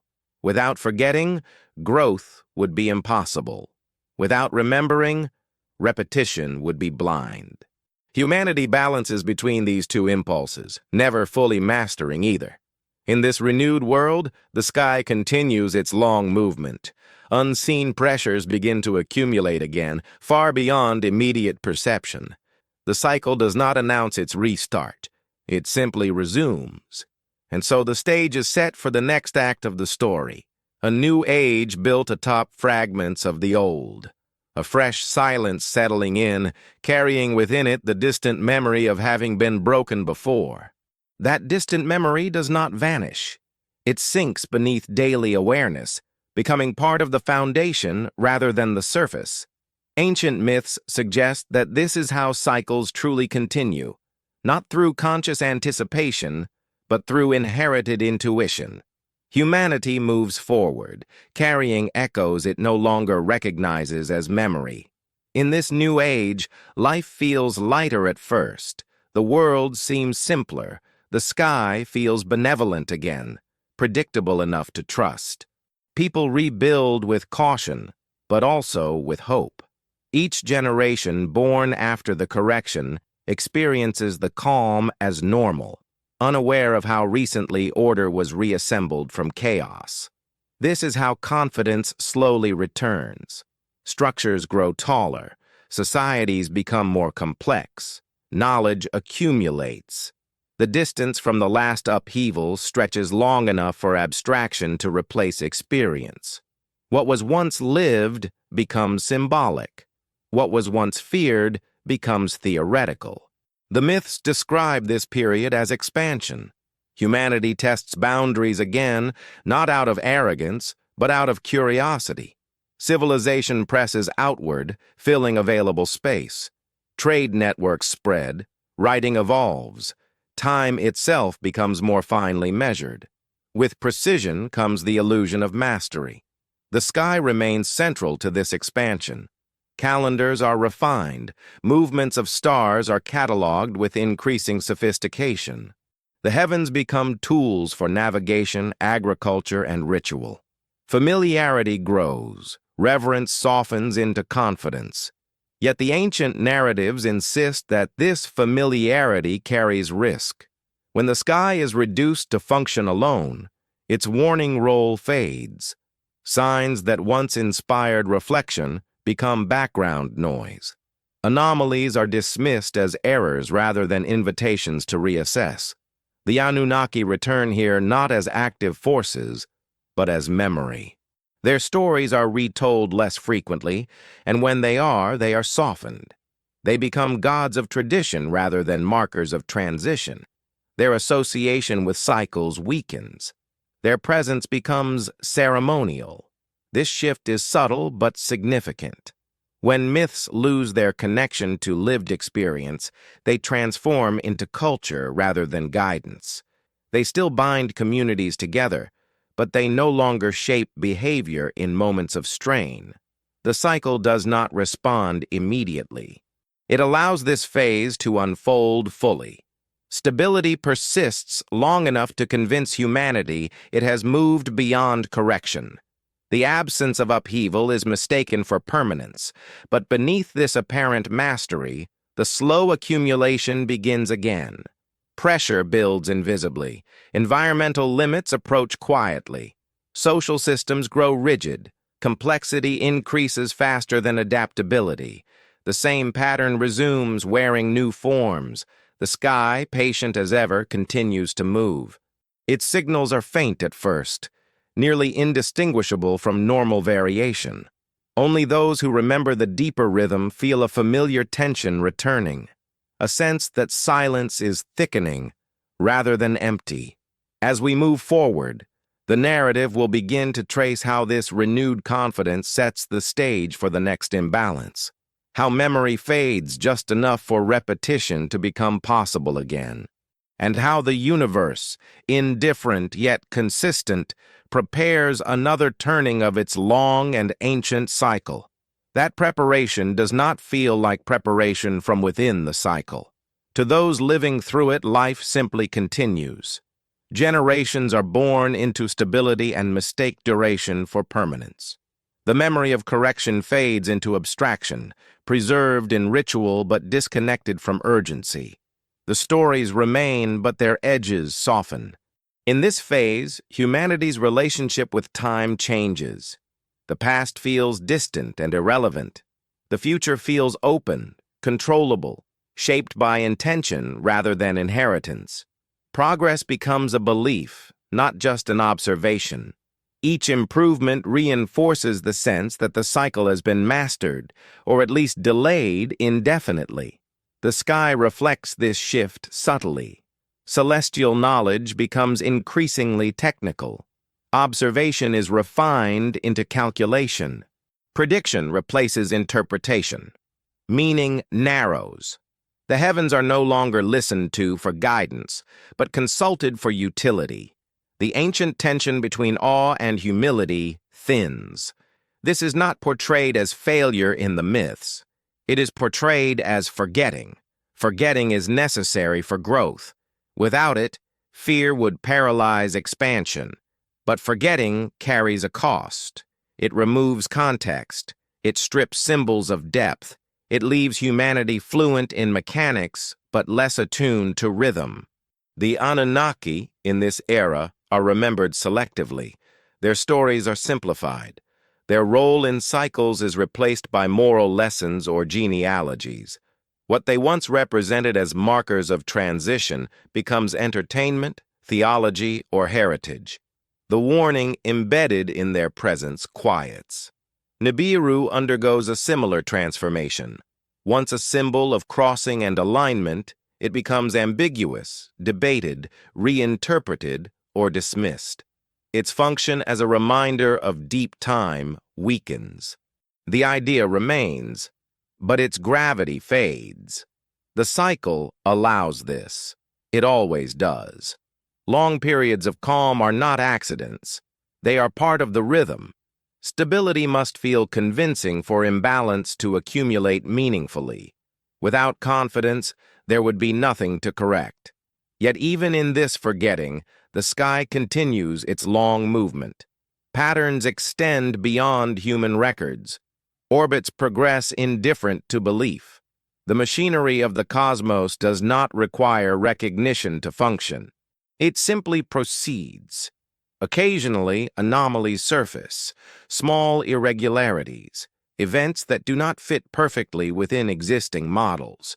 At first, they are absorbed easily, explained away, classified as noise. Their significance is diluted by abundance of data and confidence in control. This is how the early signs return. Quietly, almost politely. They do not demand attention. They offer it. Only those attuned to older ways of seeing feel the faint echo of recognition, the sense that something familiar is stirring beneath the surface of normality. As we move onward, these faint signals will begin to cluster again. The narrative will trace how modern humanity, like its ancient predecessors, stands at the edge of awareness without yet realizing it. How the cycle resumes not with drama, but with repetition. For now, the world feels secure. The sky feels mapped. Silence feels earned. And beneath that silence, the ancient rhythm turns once more, patient and unobserved, waiting for its presence to be felt rather than proven. That patience is absolute. The cycle does not hurry to announce itself because it has no need to. It unfolds whether or not it is noticed, whether or not it is named. Ancient myths emphasize this indifference not to diminish humanity, but to free it from the illusion of centrality. The universe does not revolve around awareness. Awareness simply catches up when it can. In this phase, the early signals become slightly harder to ignore, not because they are dramatic, but because they recur. Small deviations repeat often enough to suggest pattern. Means are adjusted. Models are refined. Explanations are updated. Each response restores confidence, reinforcing the belief that everything remains under control. This is how imbalance hides within competence. The sky, still calm on most nights, begins to offer occasional reminders of its depth. Objects appear briefly and vanish. Trajectories surprise expectation. Movements resist perfect prediction. None of this feels threatening. It feels interesting. Curiosity replaces caution. Ancient observers would have recognized this mood. It is the stage where fascination replaces reverence, where the unknown is treated as puzzle rather than presence. In mythic language, this is when humanity shows outward, confident that understanding equals mastery. The Anunnaki are almost absent here, mentioned only in passing, if at all. Their stories feel archaic, disconnected from the world as it is now experienced. The idea that they once marked cosmic thresholds feels irrelevant to an age defined by precision and reach. Memory has thinned to folklore, yet the cycle does not require belief to proceed. The same pressures that built before build again. Complexity increases, systems interlock, dependencies multiply. Flexibility decreases quietly, masked by efficiency. The surface appears stable, even optimized. Beneath it, tolerance narrows. The sky begins to reflect this narrowing, not through catastrophe, but through accumulation. More anomalies than before, more exceptions that require explanation, each one manageable on its own, together, suggestive. Ancient myths describe this moment as the return of murmurs, not warnings, not omens, but whispers, signs that feel incomplete, signals that resist clear interpretation. They are not meant to alarm. They are meant to reawaken memory. This is where the attentive few begin to feel the echo again, a subtle recognition without proof. The sense that what is unfolding has precedent, even if the forms are new. The awareness does not come with certainty. It comes with discomfort. As we continue, this discomfort will grow. The murmurs will layer. The distance between ancient memory and modern observation will narrow. The cycle will not yet reveal its next correction, but it will begin to make itself felt. For now, the world continues. The sky remains mostly quiet. Confidence persists. And beneath that confidence, the long rhythm turns, bringing the present closer to a threshold it does not yet recognize as familiar. That familiarity arrives slowly, almost reluctantly. It does not present itself as revelation, but as an unease that lacks language. Ancient myths describe this sensation as the return of weight to the world, not heaviness of disaster, but density of meaning. Events begin to feel connected in ways that are difficult to articulate. In this stage, the sky draws attention not through spectacle, but through repetition. Rare occurrences become slightly less rare. The improbable happens often enough to register as pattern, but not often enough to force agreement. Interpretation fragments again. Some see coincidence, others sense alignment. The debate itself becomes a sign. This is where modern humanity mirrors the ancient past most closely. Instruments grow more sensitive. Detection extends farther. Knowledge expands. Yet certainty does not increase in proportion. Instead, questions multiply. The more is seen, the less final the explanations feel. Ancient observers would have recognized this moment immediately. It is the phase when awareness begins to outpace comfort, when the sky no longer feels entirely background, yet has not fully reclaimed its authority. A liminal state, balanced between dismissal and reverence. The Anunnaki, long reduced to myth, begin to resurface in symbolic form during such times, not as literal beings returning, but as ideas reactivated. Concepts of watchers, cycles, and long absences regain relevance. Old names are spoken again, not because they are believed, but because they provide language for something newly felt. Nibiru returns in this way as well, less as an object, more as a metaphor that refuses to stay buried. The idea of a crossing, a long orbit, a threshold beyond ordinary time begins to resonate again, not as prediction, but as framework. The cycle tightens here. Ancient texts suggest that once this phase begins, momentum builds quietly. The system has already moved beyond early warning. What follows is not sudden collapse, but acceleration. The intervals between signs shorten. The sense of separation between unrelated events weakens. Human response at this stage is mixed. Some double down on certainty, refining explanations, reinforcing existing structures. Others turn inward, questioning assumptions, sensing that adaptation may soon be required. Neither response is condemned in myth. Both are natural. What matters is awareness, the ability to recognize that the world is no longer in its most flexible state, that margins are narrowing, that stability, while still present, carries a different quality than before.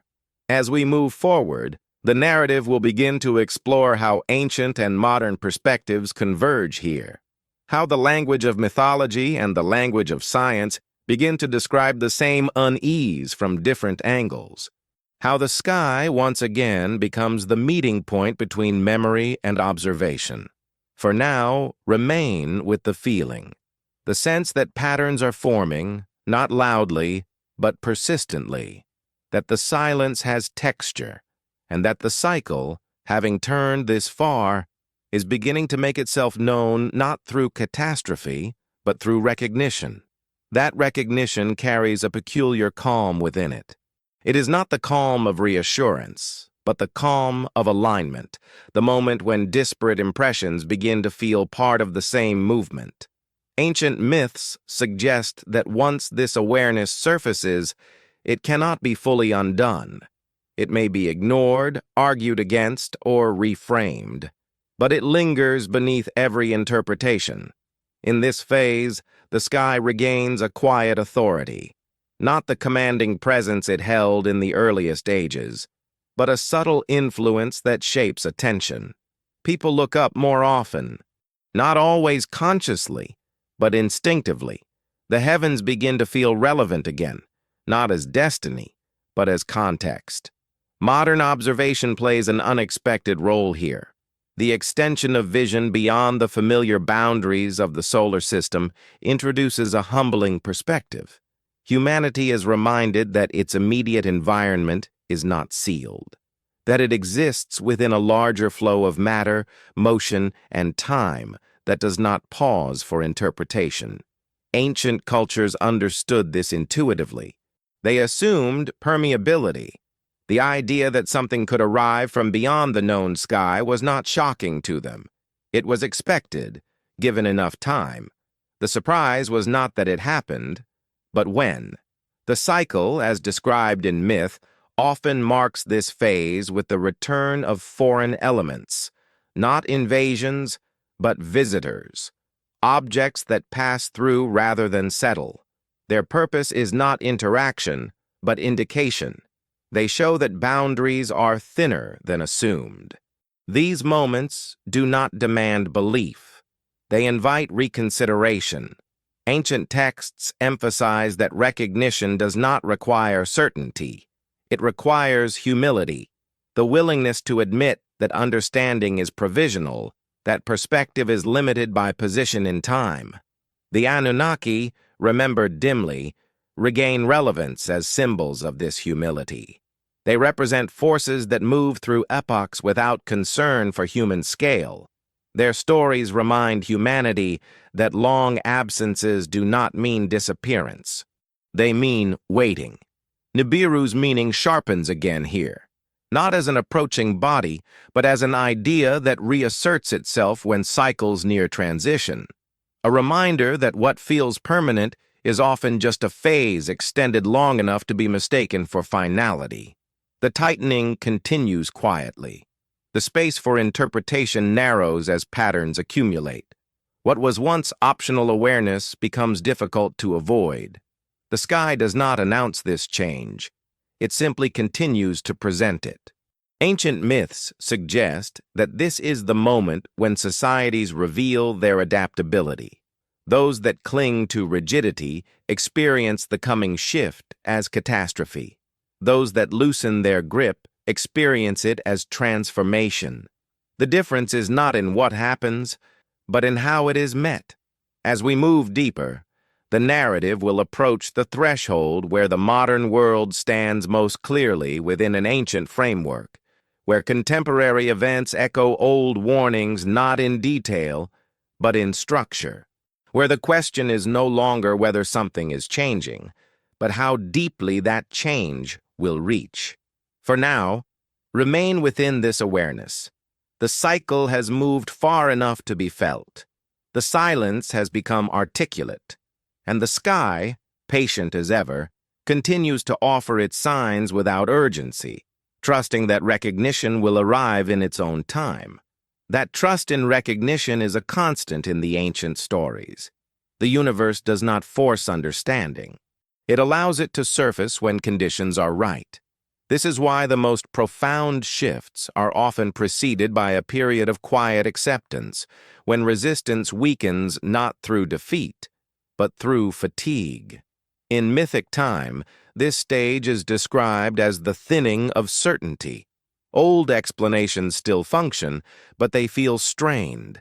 New explanations emerge, but they lack cohesion. The world exists between frameworks, neither fully anchored in the past nor clearly oriented toward the future. The sky reflects this ambiguity with increasing subtlety. Movements remain consistent enough to avoid alarm, yet irregular enough to provoke reconsideration. The rhythm has not broken. It has changed tempo. Those who listen carefully feel the difference, even if they cannot yet name it. Ancient observers believed this was the most important moment in the cycle, not because it determined outcome, but because it revealed character. How a civilization responds when certainty thins says more about its resilience than how it responds to crisis. Crisis simplifies. Ambiguity exposes. The Anunnaki, in their role as markers rather than actors, hover at the edges of these narratives. Their presence is implied rather than described.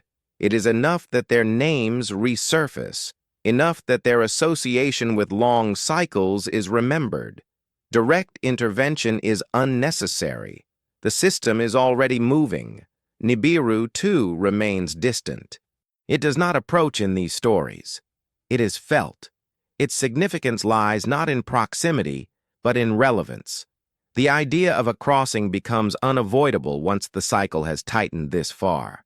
Something must give way, even if its form remains uncertain. Modern humanity stands in a similar tension. We sense that existing frameworks explain much, but not all. We notice that systems function, but not without increasing strain. We observe the sky with greater reach than ever before, yet the feeling of mastery grows less convincing. Ancient myths would interpret this not as decline, but as approach. The cycle is nearing a point where accumulation becomes expression, where internal pressures manifest externally, where the world begins to reflect what has been building beneath its surface. As we move forward, the narrative will begin to explore the signs that accompany this transition. Not dramatic endings, but telltale shifts, changes in frequency rather than intensity, patterns that emerge only when viewed from a wider perspective. For now, stay with the thinning. The loss of certainty is not failure.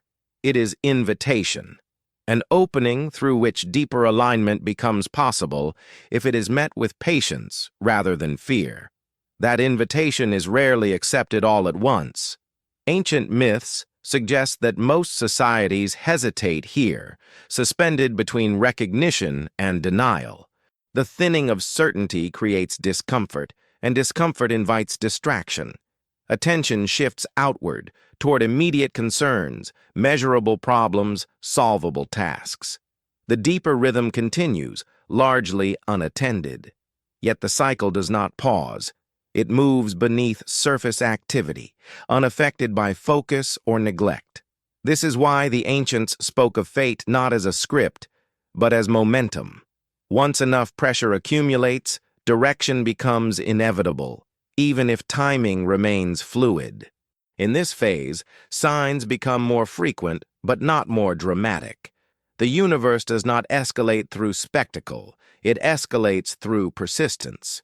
The same kinds of anomalies recur in shorter intervals. What once felt rare begins to feel familiar. Familiarity, paradoxically, reduces alarm while increasing significance. Ancient observers described this as the return of the watcher's burden. To notice repetition without yet possessing explanation, to hold awareness without authority. It was a lonely role, often misunderstood, sometimes dismissed, but it preserved continuity of perception through denial. The sky during this period feels restless in subtle ways. Movements that once felt smooth begin to feel slightly misaligned. Not wrong, just different. The sense of order remains, but it carries tension, like a structure still standing, but no longer relaxed. The Anunnaki, remembered now more clearly, are associated with this tension. Their stories speak of moments when order persists only through effort, when maintenance replaces harmony, when the system still functions, but no longer effortlessly. This distinction mattered deeply to ancient thinkers. Nibiru's symbolic gravity intensifies here. The idea of a crossing ceases to be abstract. It becomes relevant to the present moment, not because it is visible, but because its meaning fits the condition being experienced. Threshold language returns because threshold conditions have arrived. Modern parallels are striking. Systems continue to operate. Daily life proceeds. Yet beneath functionality, strain accumulates. The sense that everything works, but only just, becomes increasingly common. Efficiency replaces resilience. Speed replaces flexibility. Ancient myths would say this is not the end, but the edge. The point where continuation without transformation becomes impossible. Not yet collapse, but commitment. The cycle is preparing to express itself more clearly. As we approach the next stage, the narrative will move toward visibility, the moment when what has been building internally begins to manifest externally in ways that can no longer be absorbed quietly, when the sky's signals shift from suggestion to declaration. For now, remain with the persistence, the repetition, the feeling that something is circling closer, not in distance, but in relevance. The cycle has nearly reached the point where it must reveal itself, not as warning, but as form. When form begins to emerge, it does so without drama. Ancient myths are careful about this. They do not describe a sudden break between warning and event. Instead, they speak of a moment when the invisible becomes undeniable, when what was once felt internally begins to reshape the outer world. This is the point where the cycle crosses from accumulation into expression. Pressure, long contained within systems, finds release, not as chaos, but as reconfiguration. The world does not shatter. It rearranges itself along lines that were already stressed. In the mythic language of Mesopotamia, this phase is marked by the awakening of primordial forces. Waters rise not because they are summoned, but because containment has failed. Winds shift not out of anger, but because equilibrium has changed. The elements act as the universe correcting its own posture. The Anunnaki are no longer observers here. They recede almost entirely from the narrative because once correction begins, no intermediary is required. The process is automatic, guided by balance rather than intention. Even the gods yield to it. Humanity experiences this phase as disorientation. Familiar rhythms are disrupted. Calendars lose precision. Landmarks vanish or move. The sky, once a reliable guide, feels distant again, not because it has changed, but because attention is drawn downward toward survival. Ancient myths emphasize that this stage feels shorter than it is. Time compresses under pressure. Events blur together. Memory struggles to preserve sequence. This is why accounts of correction often feel fragmented and symbolic rather than detailed. They were not meant to be precise records. They were meant to transmit sensation. Within this compression, survival depends on adaptability. Those who endure are not the strongest or the most prepared in material terms. As the myths repeatedly insist, endurance belongs to those who remain flexible. Those willing to let go of old forms, old certainties, old claims to permanence. Water dominates these stories because it embodies this lesson perfectly. It flows around obstacles, it fills empty spaces, it reshapes terrain without resistance. To survive correction is to become like water, yielding without losing continuity. As this phase progresses, the cycle completes its visible arc. What needed to be released has been released. What needed to be cleared has been cleared. The world is quieter again, though not yet stable.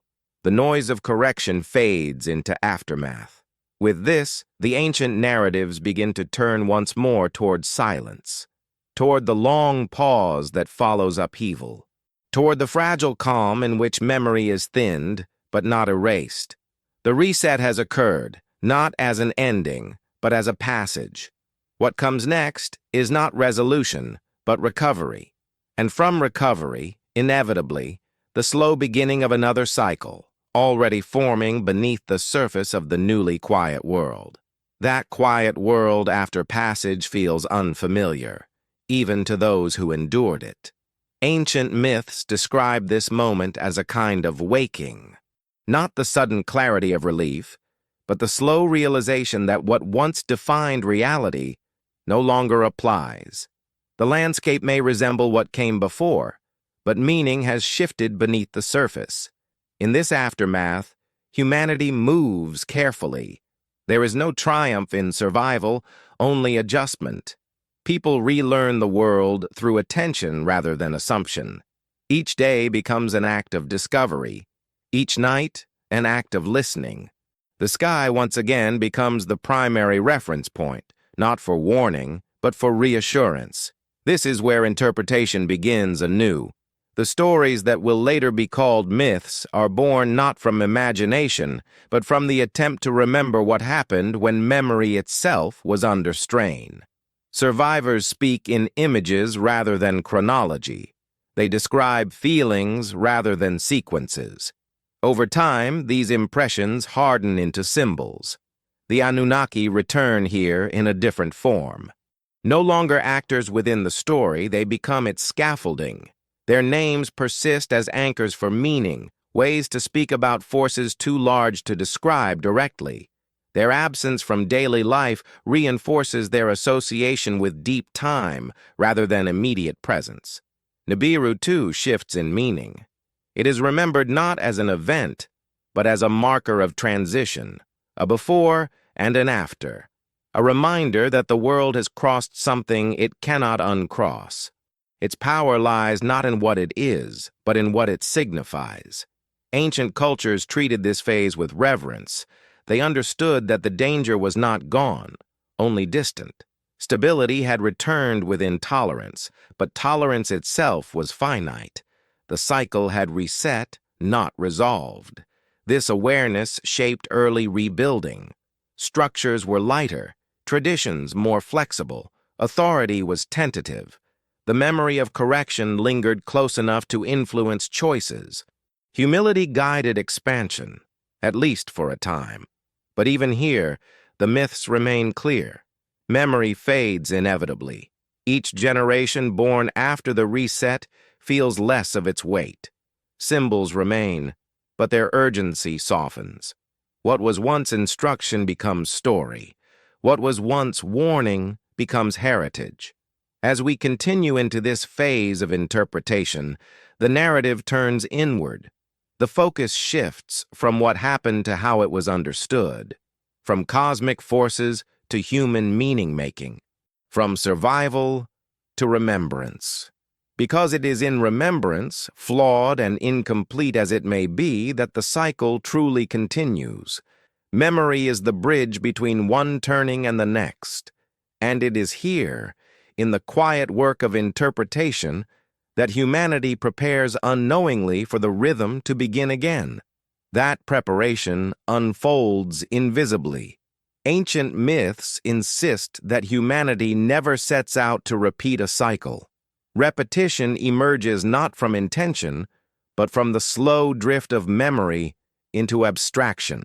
What was once lived becomes narrated. What was once narrated becomes symbolic. What was once symbolic becomes distant. In this phase, interpretation takes precedence over experience. The survivors' stories are refined, organized, and taught. They are shaped to be remembered, which means they are shaped to be simplified.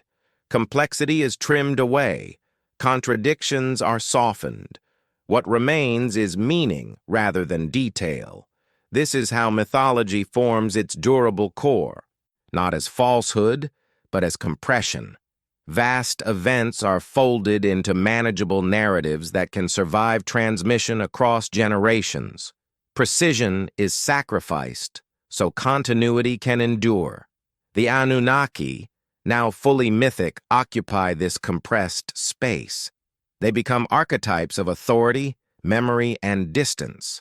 Their earlier role as markers of cosmic transition is preserved only faintly, embedded in symbolism rather than instruction. They are remembered as gods, not as cycles. Nibiru follows the same path. Its association with crossing and alignment remains, but its context fades. Later cultures inherit the name without the full framework that once gave it weight. It becomes debated, reinterpreted, spiritualized, or dismissed. The memory remains, but its function blurs. This blurring is not accidental. It is part of survival. If memory remained too sharp, it would paralyze expansion. Humanity must forget enough to move forward. Ancient myths never condemn this forgetting. They simply acknowledge its cost. As generations pass, the rebuilt world grows confident again. Knowledge expands. Tools improve. Observation becomes systematic rather than reverent. The sky is charted. The unknown shrinks. The sense of vulnerability recedes.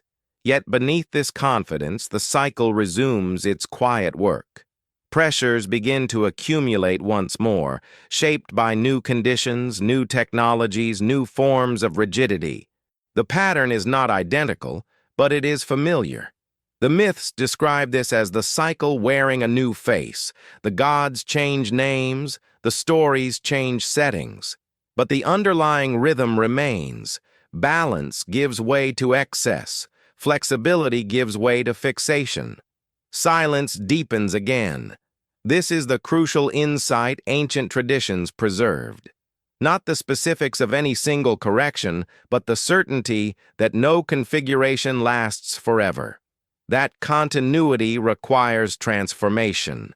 That endings are not failures, but transitions. As we move forward, the narrative will begin to draw these ancient insights closer to the present moment, to examine how modern humanity, despite its knowledge, stands within the same rhythm, how the sky, still moving patiently above us, continues to carry the long memory of cycles we are only beginning to recognize again. For now, remain with the idea of forgetting as preparation, of memory thinning not as loss, but as necessity. The cycle turns not because humanity chooses it, but because life itself demands renewal, again and again, across the long night of time. That long night of time is where humanity has always lived, whether it acknowledged it or not. Ancient myths speak to this condition without urgency, as if reminding the listener that vastness does not require drama to be real. The universe does not need to threaten. Its scale alone is enough to humble. In this stage of the cycle, reflection replaces memory. The past is no longer consulted for guidance, only for identity. Stories are told to explain who we are, not to warn us of what returns. Myth becomes heritage. Heritage becomes culture. Culture becomes comfort. This is when the sky begins to feel distant again. Not unseen, but domesticated. Constellations are named, motions are predicted. The heavens become reliable, almost familiar. Awe gives way to comprehension, and comprehension gives way to confidence. Ancient texts describe this confidence carefully. They do not condemn it. They note it. Confidence is the natural outcome of long stability. When generations pass without correction, the idea of deep cycles feels theoretical. The universe appears cooperative, even benign. Yet the myths insist that this is precisely when the cycle continues unseen. Stability does not halt motion. It masks it. Pressure builds slowly beneath success.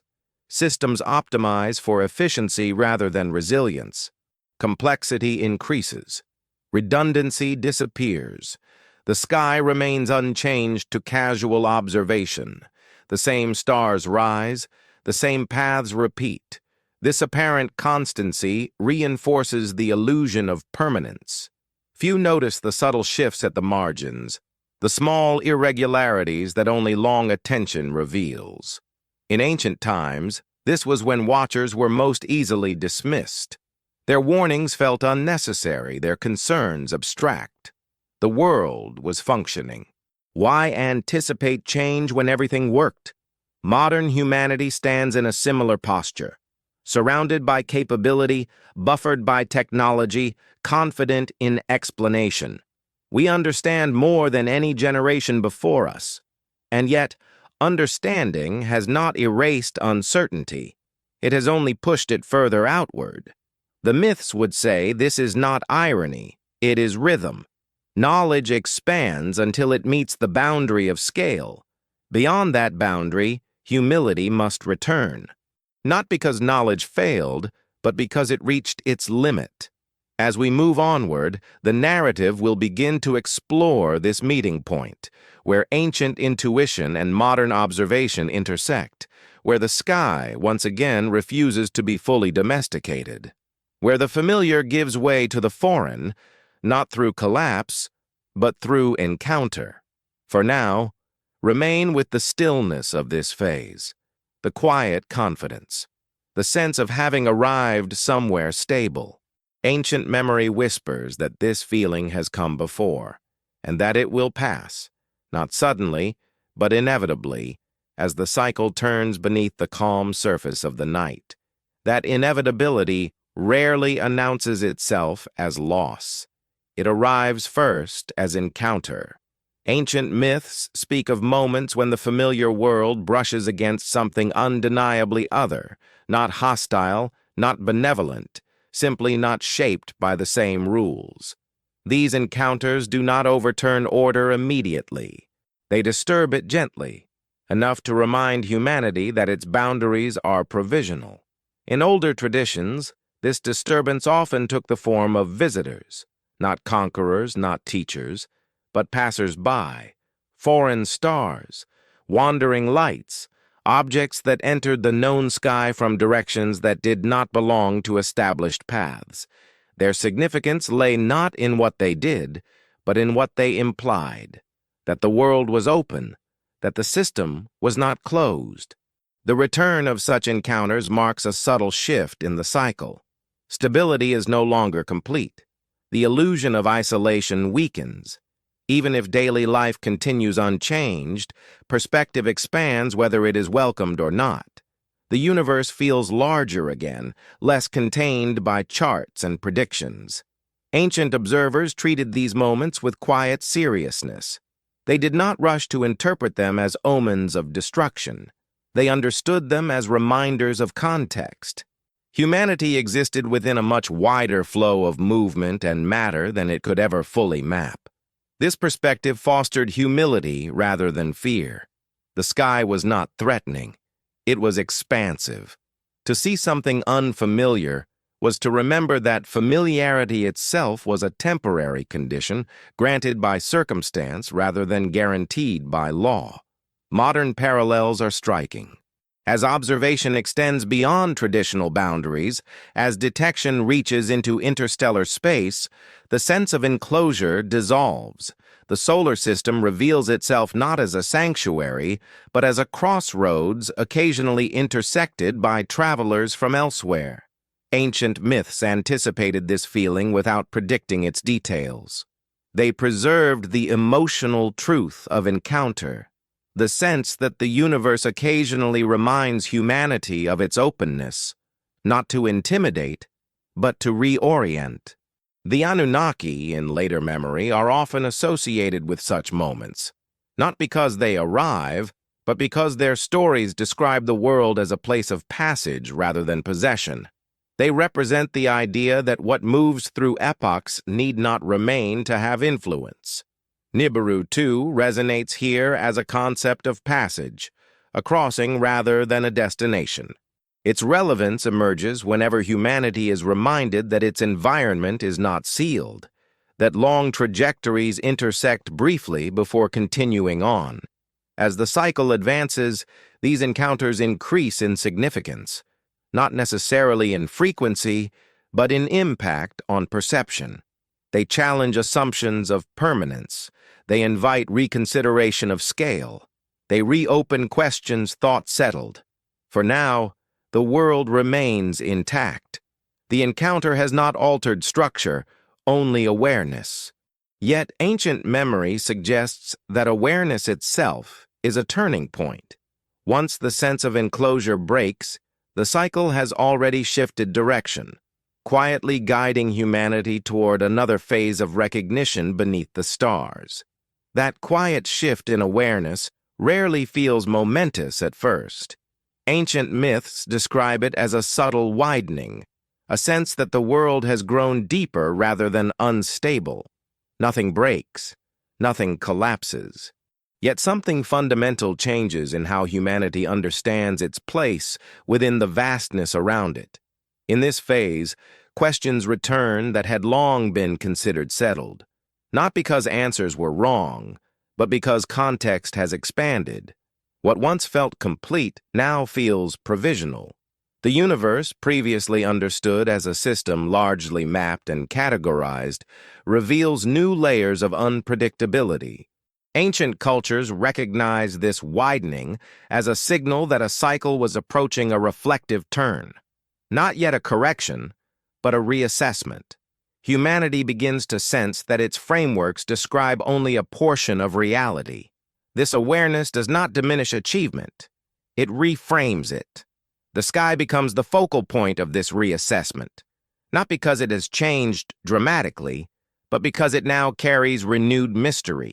Familiar stars coexist with unfamiliar movement. Predictable cycles are punctuated by rare intrusions from beyond the known order. The heavens feel open again. The Anunnaki, remembered as figures who moved between realms, regain symbolic relevance here.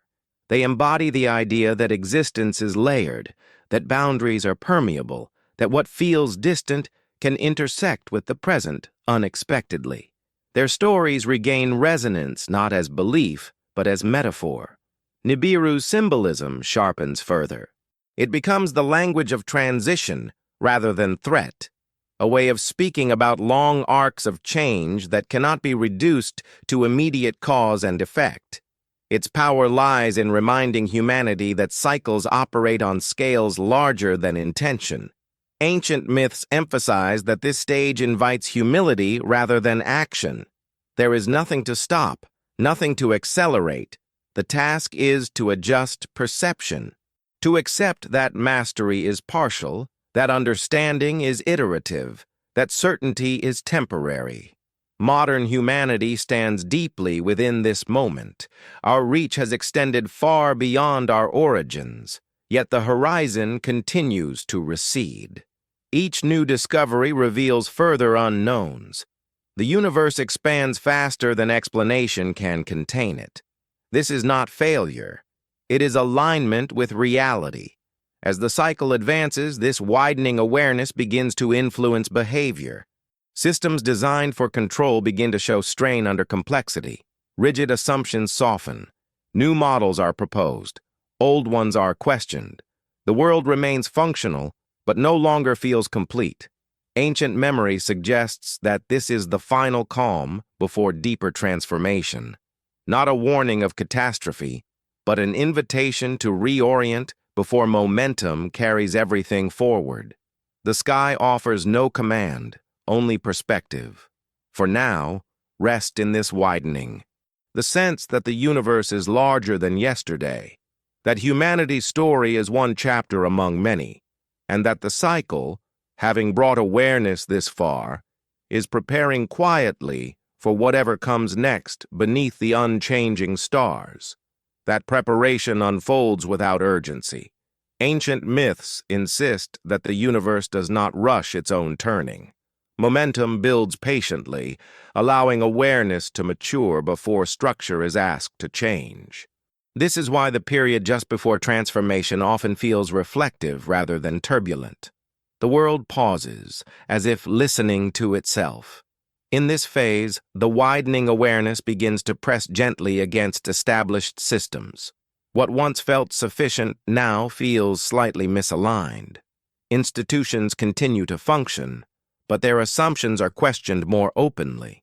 Explanations still work, yet they require increasing qualification. Confidence remains, but it is no longer effortless. The sky mirrors this condition with remarkable consistency. Its great patterns persist, offering reassurance, while its margins grow more active. The familiar and the foreign share the same space. The known and the unknown coexist without conflict, yet their proximity changes perception. The heavens feel layered again. Ancient observers believed this was the moment when humanity stood closest to choice, even though the larger cycle was already in motion. The choice was not whether the cycle would turn, but how humanity would meet the turning, with rigidity or with openness, with fear or with curiosity. The Anunnaki, as symbols of long perspective, are most relevant here. They represent the ability to hold multiple scales at once, to see immediate conditions without losing sight of deep time. Their stories remind humanity that adaptation begins internally, long before external change demands it. Nibiru's presence as an idea becomes unavoidable at this point, not because it approaches, but because its meaning fits the moment. A crossing, a threshold, a reminder that stability and transition are not opposites, but phases of the same movement. Ancient myths do not claim that this phase lasts long in human terms. It only feels long because awareness has sharpened. When perception deepens, time seems to slow. Each sign feels heavier. Each question lingers longer. The world does not move differently. Attention does. Modern experience echoes this sensation. Change feels imminent not because disaster is visible, but because the old narratives no longer feel complete. New frameworks emerge, overlap, compete. The future feels open, but not empty, charged with possibility and uncertainty in equal measure. As we move closer to the final arc of this cycle, the narrative will begin to soften its focus. Ancient myths rarely dwell on endings. They prepare the listener for continuity, for the understanding that whatever unfolds will eventually settle into another quiet phase, carrying forward what can endure. For now, remain within this poised stillness, the moment before commitment, the breath held not in fear, but in awareness, the sky above unchanged in appearance, yet heavy with meaning for those who have learned once again how to watch. That act of watching has always been the final preparation. Ancient myths return to it again and again, not as a ritual of prediction, but as a posture of humility, To watch was to admit that not everything could be directed, that some movements must be met rather than managed. In this late phase of the cycle, attention becomes quieter. The urgency that once accompanied signs dissolves into acceptance. The sky is no longer interrogated for answers. It is observed for alignment. The question is no longer what will happen, but how one will stand within what unfolds. Ancient texts describe this as a settling of intent. Societies that endure longest are those that release the need for permanence. They invest less in fixed outcomes and more in continuity of meaning. Structures are allowed to change. Identity becomes fluid. Survival shifts from defense to adaptation. The Anunnaki, present now only as memory, serve a final function here. They remind humanity that cycles are not enemies. They are conditions of existence. To resist them is to suffer unnecessarily.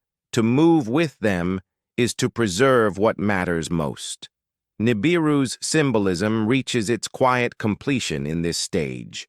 It is no longer discussed as a return or an approach. It exists as an understanding.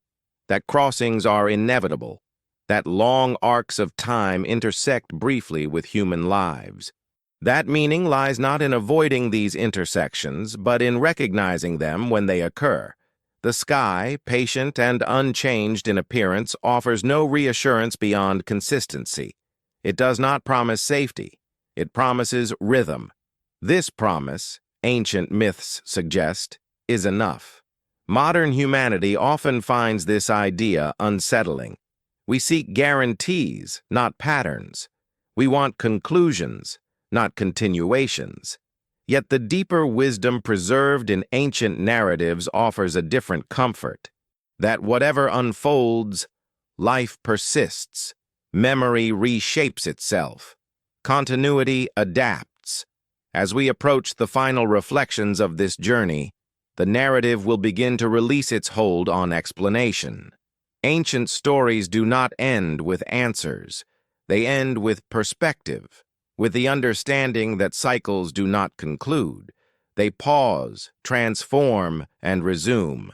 For now, remain with the stillness of readiness, the calm that follows recognition, the sense that the universe does not require permission to move, and that humanity does not need certainty to endure. The night sky remains above, vast and indifferent, yet endlessly familiar, carrying the long breath of time into whatever comes next. That long breath of time does not exhale all at once. Ancient myths slow their pace here, as if reluctant to disturb the stillness they have carefully cultivated. This is the moment when explanation fades into presence, when understanding becomes less about knowledge and more about orientation. In this final stretch before release, the cycle is no longer something external. It is internalized.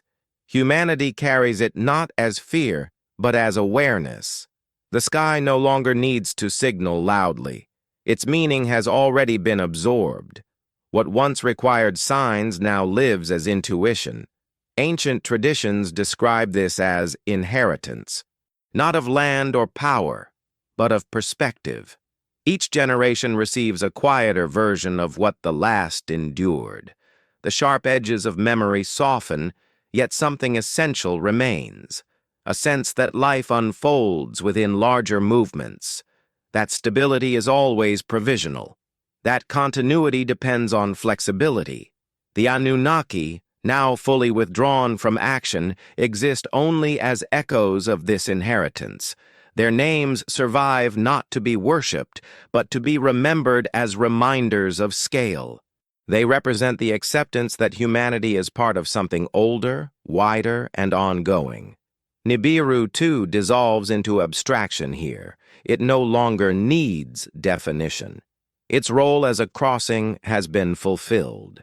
What mattered was never the object itself, but the awareness it awakened. The recognition that time moves in arcs, not lines. That returns are not repetitions, but renewals shaped by what has come before. The myths end their instruction gently. They do not warn of what comes next. They do not promise safety or disaster. They offer continuity, the assurance that whatever unfolds will eventually settle into another quiet phase, another silence that carries memory within it. Modern humanity stands at a similar threshold, whether it names it or not, surrounded by knowledge yet still guided by instinct, watching a universe that remains vast, open, and unconcerned with our expectations, learning slowly that meaning does not require control. As this journey draws toward its close, the ancient voice grows softer. It invites rest rather than resolution, reflection rather than conclusion. The cycle does not end here. It simply moves beyond the edge of attention. And so we release the story not with an answer, but with a presence. The sense of standing beneath the same sky that watched over the first scribes, the same darkness crossed by foreign stars, the same silence that has been broken and restored countless times before. The universe continues, the cycle turns, and humanity, listening once more, carries the quiet knowledge forward into the night, where endings and beginnings are indistinguishable, and time itself breathes without pause. The quiet that follows is not empty. It is full of everything that has passed through it. Ancient myths treat this quiet as a teacher, not a void. After cycles turn and stories settle, what remains is not instruction, but disposition, a way of standing within time that does not demand answers. In this reflective phase, humanity is no longer positioned against the cosmos, nor striving to decode it. The relationship softens. The sky becomes companion rather than authority. Its vastness no longer intimidates, because it has been accepted. The unknown is not an enemy. It is a condition. Ancient traditions suggest that this acceptance is the most enduring inheritance of all. Civilizations rise and fall, languages fracture, knowledge shifts form. Yet the ability to live without certainty persists, passed quietly from one age to the next. This is what allows continuity without stagnation. The Anunnaki, long since transformed into memory, serve a final purpose here. They remind us that stories do not exist to be resolved. They exist to orient consciousness, to place the human experience within a frame large enough to hold loss, change, and renewal without collapse. Nibiru's shadow fades into this same stillness, not erased, but absorbed. Its meaning disperses into the broader understanding that transitions are inevitable and that return does not mean repetition. Each crossing reshapes what follows. Each cycle carries the imprint of those who lived through it. In this calm, the night sky feels closer again, not because it has changed, but because resistance has eased. The stars no longer demand interpretation. They invite contemplation. Their silence is not absence, but presence, without urgency. Ancient myths end here not because the story is finished, but because explanation has reached its limit. Beyond this point, only experience remains. The cycle continues without narration. The universe moves without commentary. For the listener, this is a place of rest, a reminder that one does not need to grasp the whole to belong within it, that awareness alone is enough, that memory does not need clarity to endure. The sky remains, time breathes, and humanity, having listened long enough, is free to be quiet again, carried forward not by fear of return, but by familiarity with change itself. That familiarity settles gently, like a rhythm the body remembers even when the mind no longer tracks it. Ancient myths suggest that this is the truest form of understanding, not comprehension that can be spoken, but resonance that can be felt, a quiet alignment between inner awareness and the larger motion of time. In this state, the universe no longer appears distant or overwhelming. Its vastness feels intimate, not because it is small, but because it has always been present. The sky becomes less an object of study and more a presence woven into daily existence. Night and day return to their simplest meanings. The ancients believed that those who reached this understanding stopped asking when the cycle would turn again. The question itself lost urgency. Turning was assumed. What mattered was continuity of awareness, not anticipation of events. Life was lived within the cycle rather than against it. The Anunnaki, at this depth of reflection, dissolve almost entirely into silence. Their stories no longer function as narratives, but as impressions. They remain as a sense of scale, a reminder that human time is nested within something far older and far slower. Their work is complete once this perspective is absorbed. Nibiru, too, no longer needs a name. Its essence lives on as the idea of passage itself.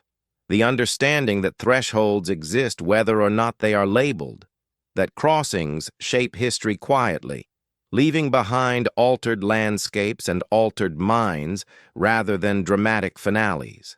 Ancient traditions held that this phase was rare not because it was difficult, but because it required patience. It asked humanity to sit with uncertainty without rushing to fill it, to allow silence to speak in its own way, to trust that meaning would emerge through living, not explanation.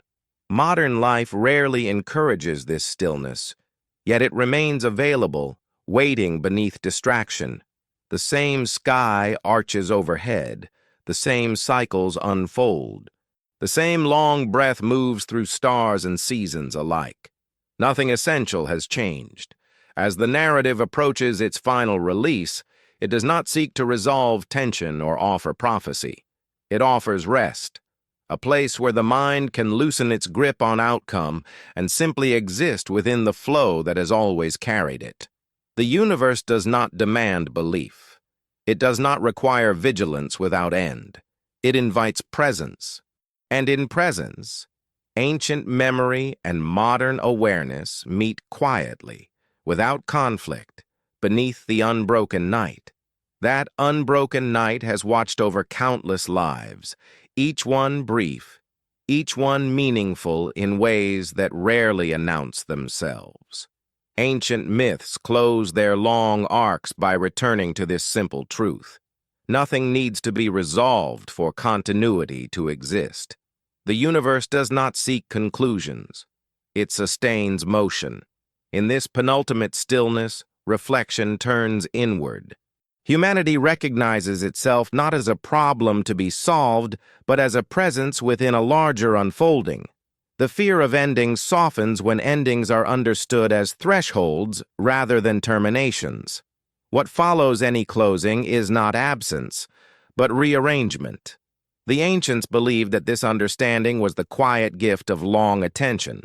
Those who watched long enough stopped fearing the return of cycles. They accepted that change was not an interruption of meaning, but its condition. Without change, memory would stagnate. Without renewal, awareness would fade.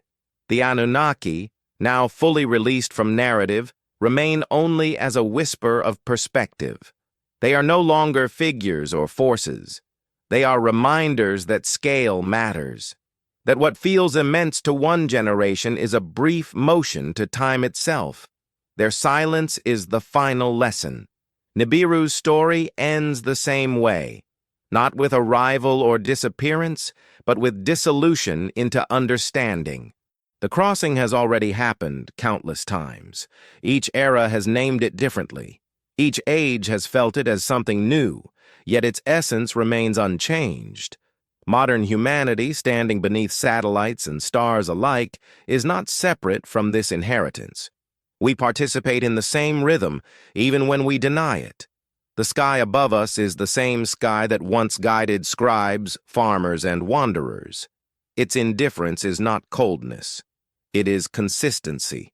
As this journey nears its end, the ancient voice recedes almost completely. It leaves behind no instruction, no warning, no demand. only a sense of belonging within motion, a permission to rest inside uncertainty without needing to conquer it. The cycle does not conclude. It pauses in awareness, then continues beyond attention. What has been spoken now becomes silence again, carrying memory forward in ways words cannot follow. One final block remains, not to add meaning, but to release it.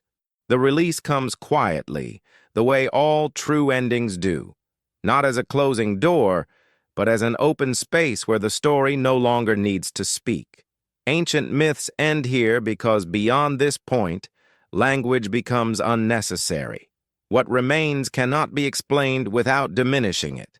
The universe continues as it always has, unconcerned with whether it is observed or remembered. Stars rise and set. Distances stretch beyond imagination. Time folds into itself without pause. Nothing marks the moment when one cycle yields fully to the next. There is no signal, no announcement, only continuation. Humanity, having listened long enough, is no longer separate from this motion. The need to interpret fades. The desire to predict softens. Awareness settles into something steadier than certainty, a quiet acceptance that existence unfolds within rhythms too large to resist and too intimate to escape. The ancient scribes, the watchers, the storytellers, all understood this in their own way. They pressed symbols into clay not to warn of endings, but to preserve perspective. They knew their words would one day fall silent. They trusted that silence would carry what mattered forward. The Anunnaki, the cycles, the crossings, all dissolve here into the same vast continuity, not erased, but absorbed. Their stories have done their work. They have guided attention beyond fear, beyond fixation, toward a sense of belonging within time rather than mastery over it. Nibiru no longer needs to be imagined or debated. Its meaning has already fulfilled itself. The idea of return has softened into the understanding that nothing truly leaves. It only moves beyond the edge of immediate awareness, waiting patiently to be felt again in another form. And so the night remains, calm, endless, familiar.